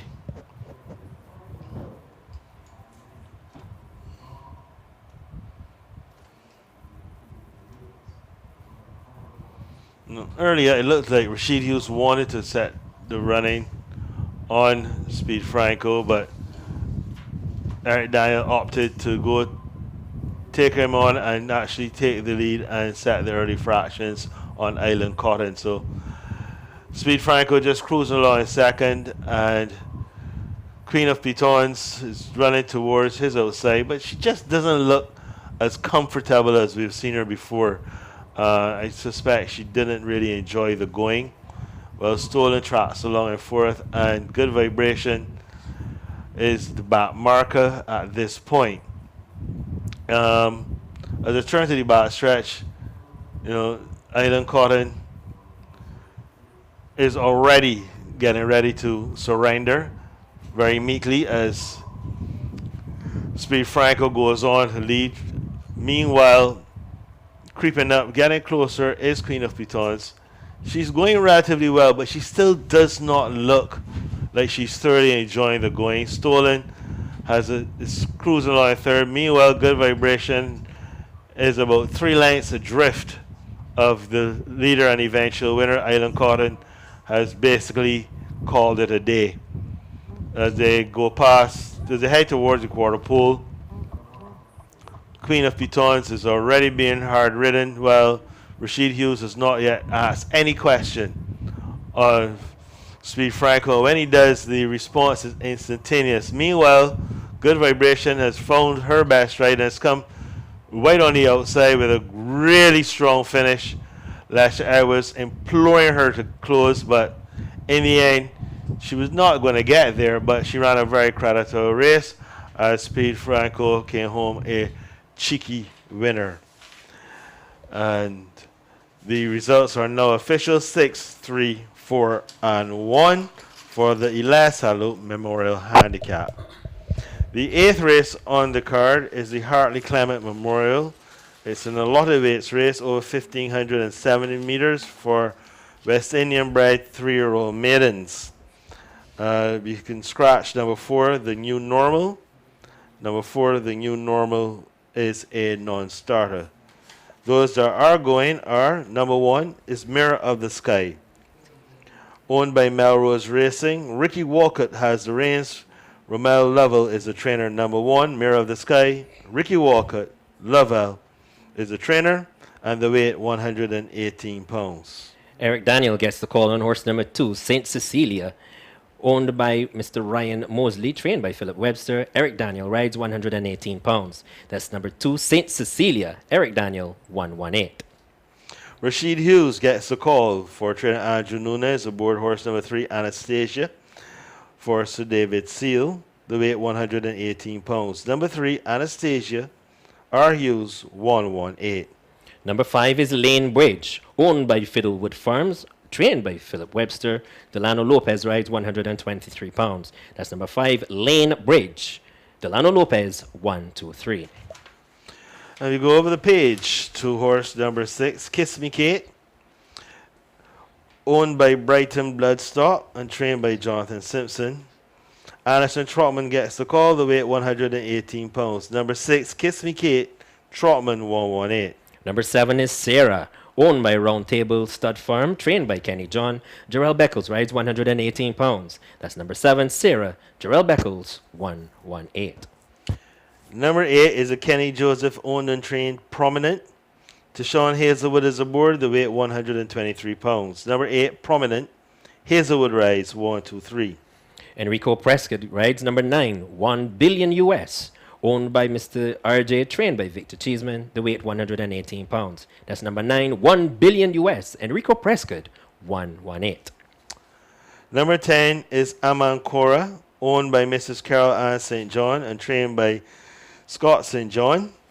Deshaun Gaskin gets the leg up, the weight 118 pounds. Number 10, Amancora, Gaskin rides 118 pounds. Number 11 is the second entry in here for Sir David Seal. This one is trained by Stephen Bino.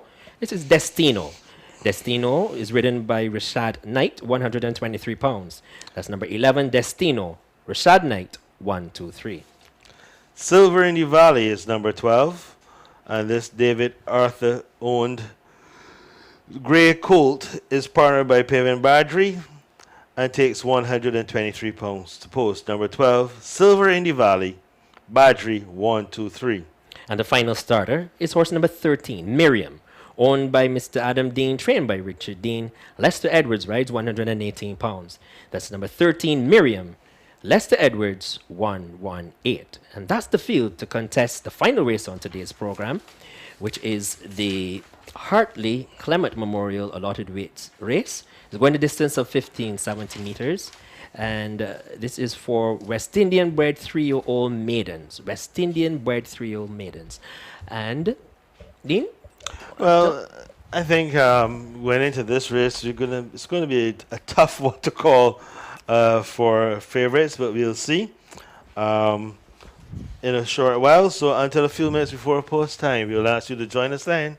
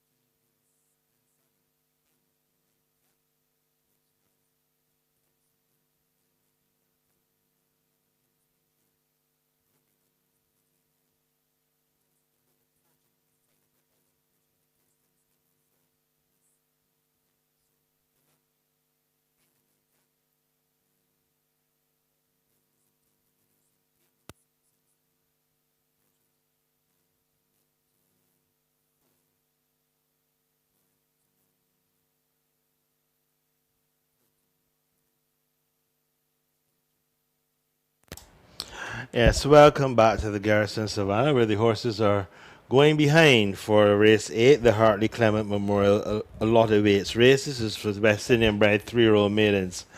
And the early favorite in here was number 1, Mirror of the Sky. It's 1-2. The mount of Ricky Walker with 118 pounds has come into this race with decent runs. Third behind Kendar's Lady over 1100 meters, and then finished third behind Rene and Red Heat. And neither of these are here to oppose, and this makes Mirror of the Sky your favorite. Also getting some supporting Bennett in at 7-2 is horse number 12. And this is Silver in the Valley. He was a very good fifth on it, only a second start under Slade Jones last time out. Has Paven Badger aboard. And this Green Coat by Tappet's Code is also getting some support in the betting. Other than that, you're going to have to go all the way to 7-1, which you will find for horse number 3, Anastasia. You'll also get that for horse number 6, Kiss Me Kate. And then after that, you'll get 9-1 for horse number 7. This is Sarah. All the others are pretty far out in the betting. So you get a 21-1 for horse number 2, Saint Cecilia. You'll get 9-1. The board changes. You get a 46-1 for horse number 5, Lane Bridge. I have it only his second start. And you'll get a 99-1 for horse number 8. This is Prominent. 11-1 is now available. You also get a 53-1 on number 10, Amancora. And not really much else concerning betting except for Mirror of the Sky and Silver in the Valley. And I have a lot of time for Silver in the Valley. I think that second run was pretty impressive. It's a striking grey colt. Owned and bred by Mr. David Arthur. Of the others, most of them have been pretty much exposed. Prominent has only had one start. Was well beaten into 7th behind Absolute Star and the like. Sarah's only had 3 starts. Her best run was a 4th behind Tudor Rose back in June.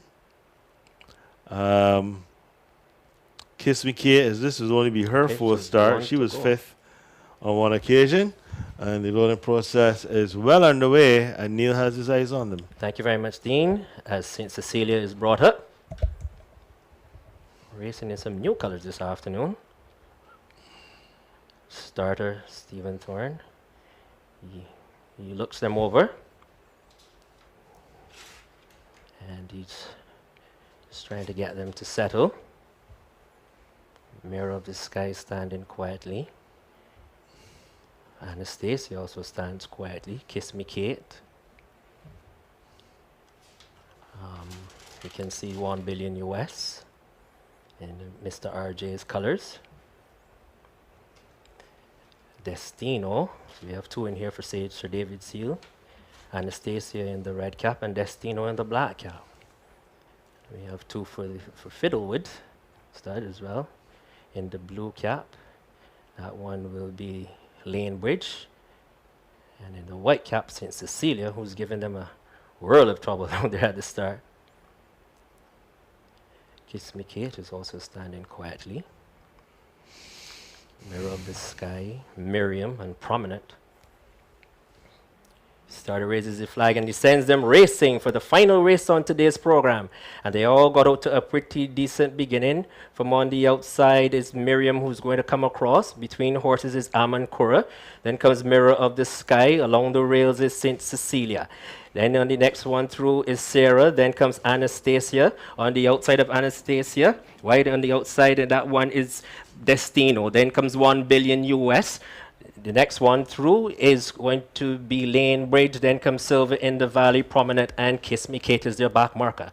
As they begin the journey down the backstretch by passing the 5 furlong marker, and as Ricky Walker on Mirror of the Sky, very easy by a length. From in second position is St. Cecilia. On the outside is Miriam, tracking them nicely along the rails, moving ominously is Anastasia. Between horses is 1 billion US, then comes Amankura. Destino moves nicely, then comes along the rails at 1 is Silver in the Valley. Moving nicely is Kiss Me Kate. Dropping away is Lane Bridge, then comes Amankura, and Prominent is the back marker.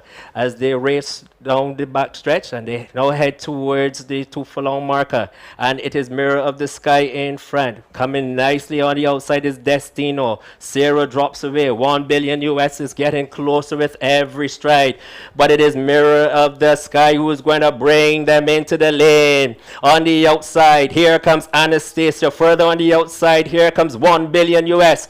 But it is Mirror of the Sky. Here comes Destino. Further on the outside, here comes 1 billion US. But it is Mirror of the Sky who's running on. Mirror of the Sky is going to get home. Mirror of the Sky wins it from Destino. Then came Anastasia. Silver in the Valley ran a very good race to run fourth. Then came 1 billion US. Kiss Me Kate, Sarah, Miriam, Prominent, Amankura. Then there was Lane Bridge and St. Cecilia in 141 flat. In a moment, we have the unofficial placings for you.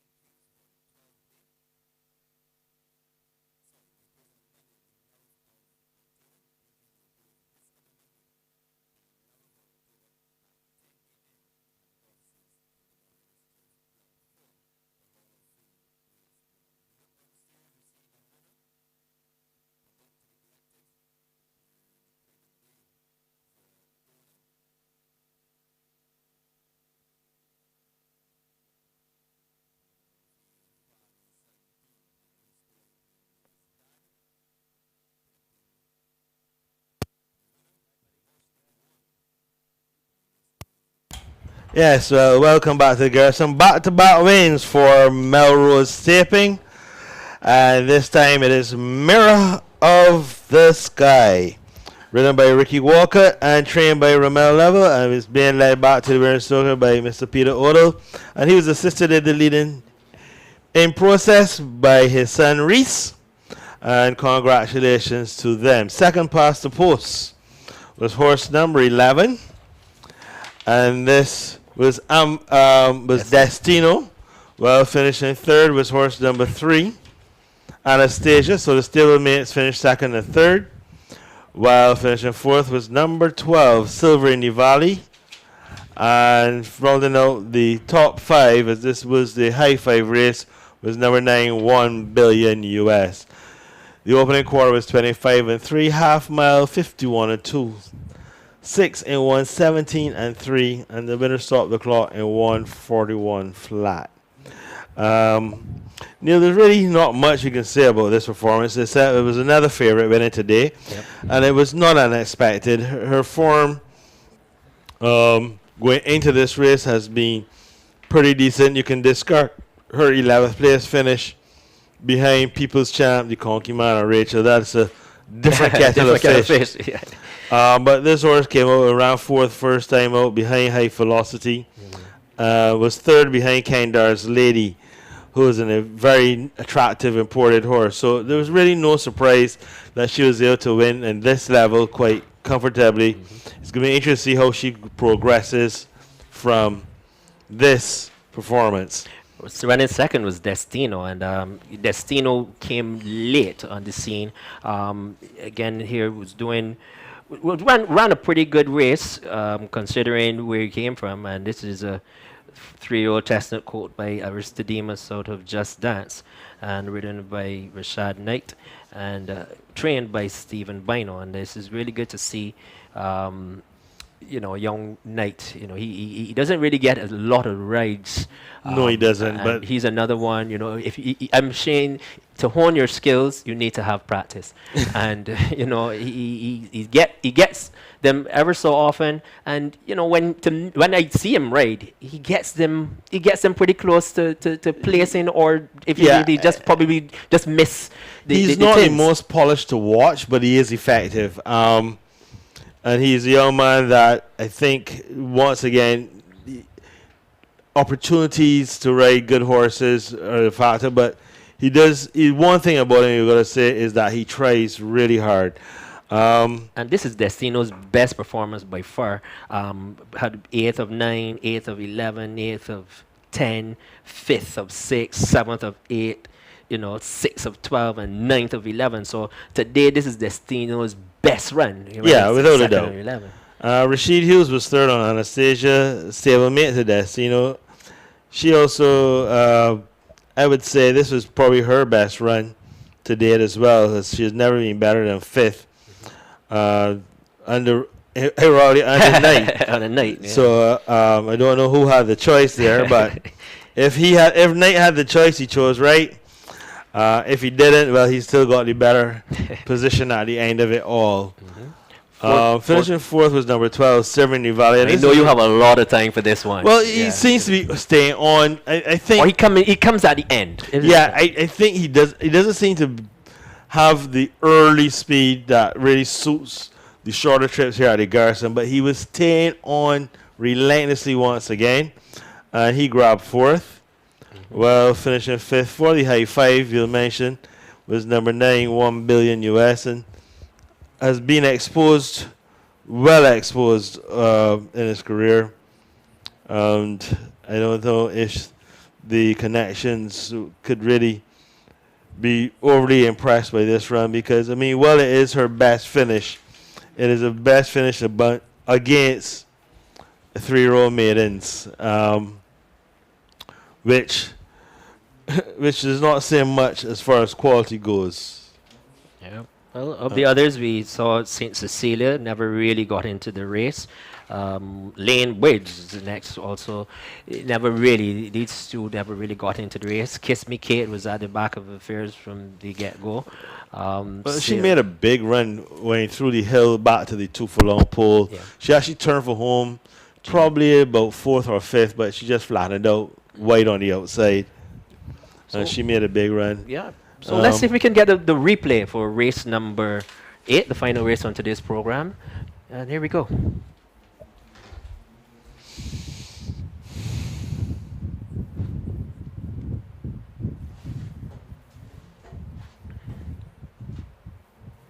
they all got out to a pretty good break. Mirror of the Sky was Ricky Walker, as he has been doing quite often in recent times. He's putting them to the lead and exhibiting, showing, I should say, his class as one of the best front-running jockeys we have here in Barbados. Yeah, you can see since he's very lit up. She hasn't raced for a while, I don't think. But she was very lit up early. But, that was just a lot of passion, because by the time we got halfway through the race, she decided, okay, that's enough of that. You can see, watch Kiss Me Kate. She's wide on the outside. Well, she's running about 7 wide. Yeah, but watch the move she's going to make as Trotman asks her to go a little, get closer. She doesn't make a big move. Because remember, she's last at the 5, and at this point, she is sitting about 6th or 7th in this race. Meanwhile, Silver Di Valle is just slowly getting into contention. As they Badger is trying to really imploring him to yeah, get a bit I would love to see him probably with some blinkers on to maybe sharpen him up a little bit, see if that helps.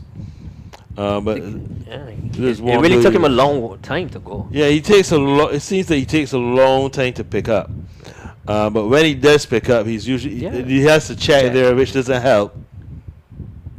And he's going to try to weave between traffic. I mean, by now the winner is long gone, Anastasia and Destino Rano, but no, he's still, well back. Watch him, he's just flying coming home, and ends up finishing 4th. But I would like to see him in some blinkers, maybe see if that would sharpen him up, perhaps going over a longer distance, because if you watch as they gallop out, by the time they get around the turn, he's actually galloped out to the lead. Obviously, they don't pay for the gallop out, unfortunately. But that brings us to the end of the day's racing. We see one of the young riders heading off with his gear. It looks like it's Shaquille Bellamy.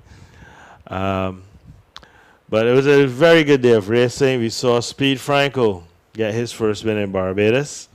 Very impressive.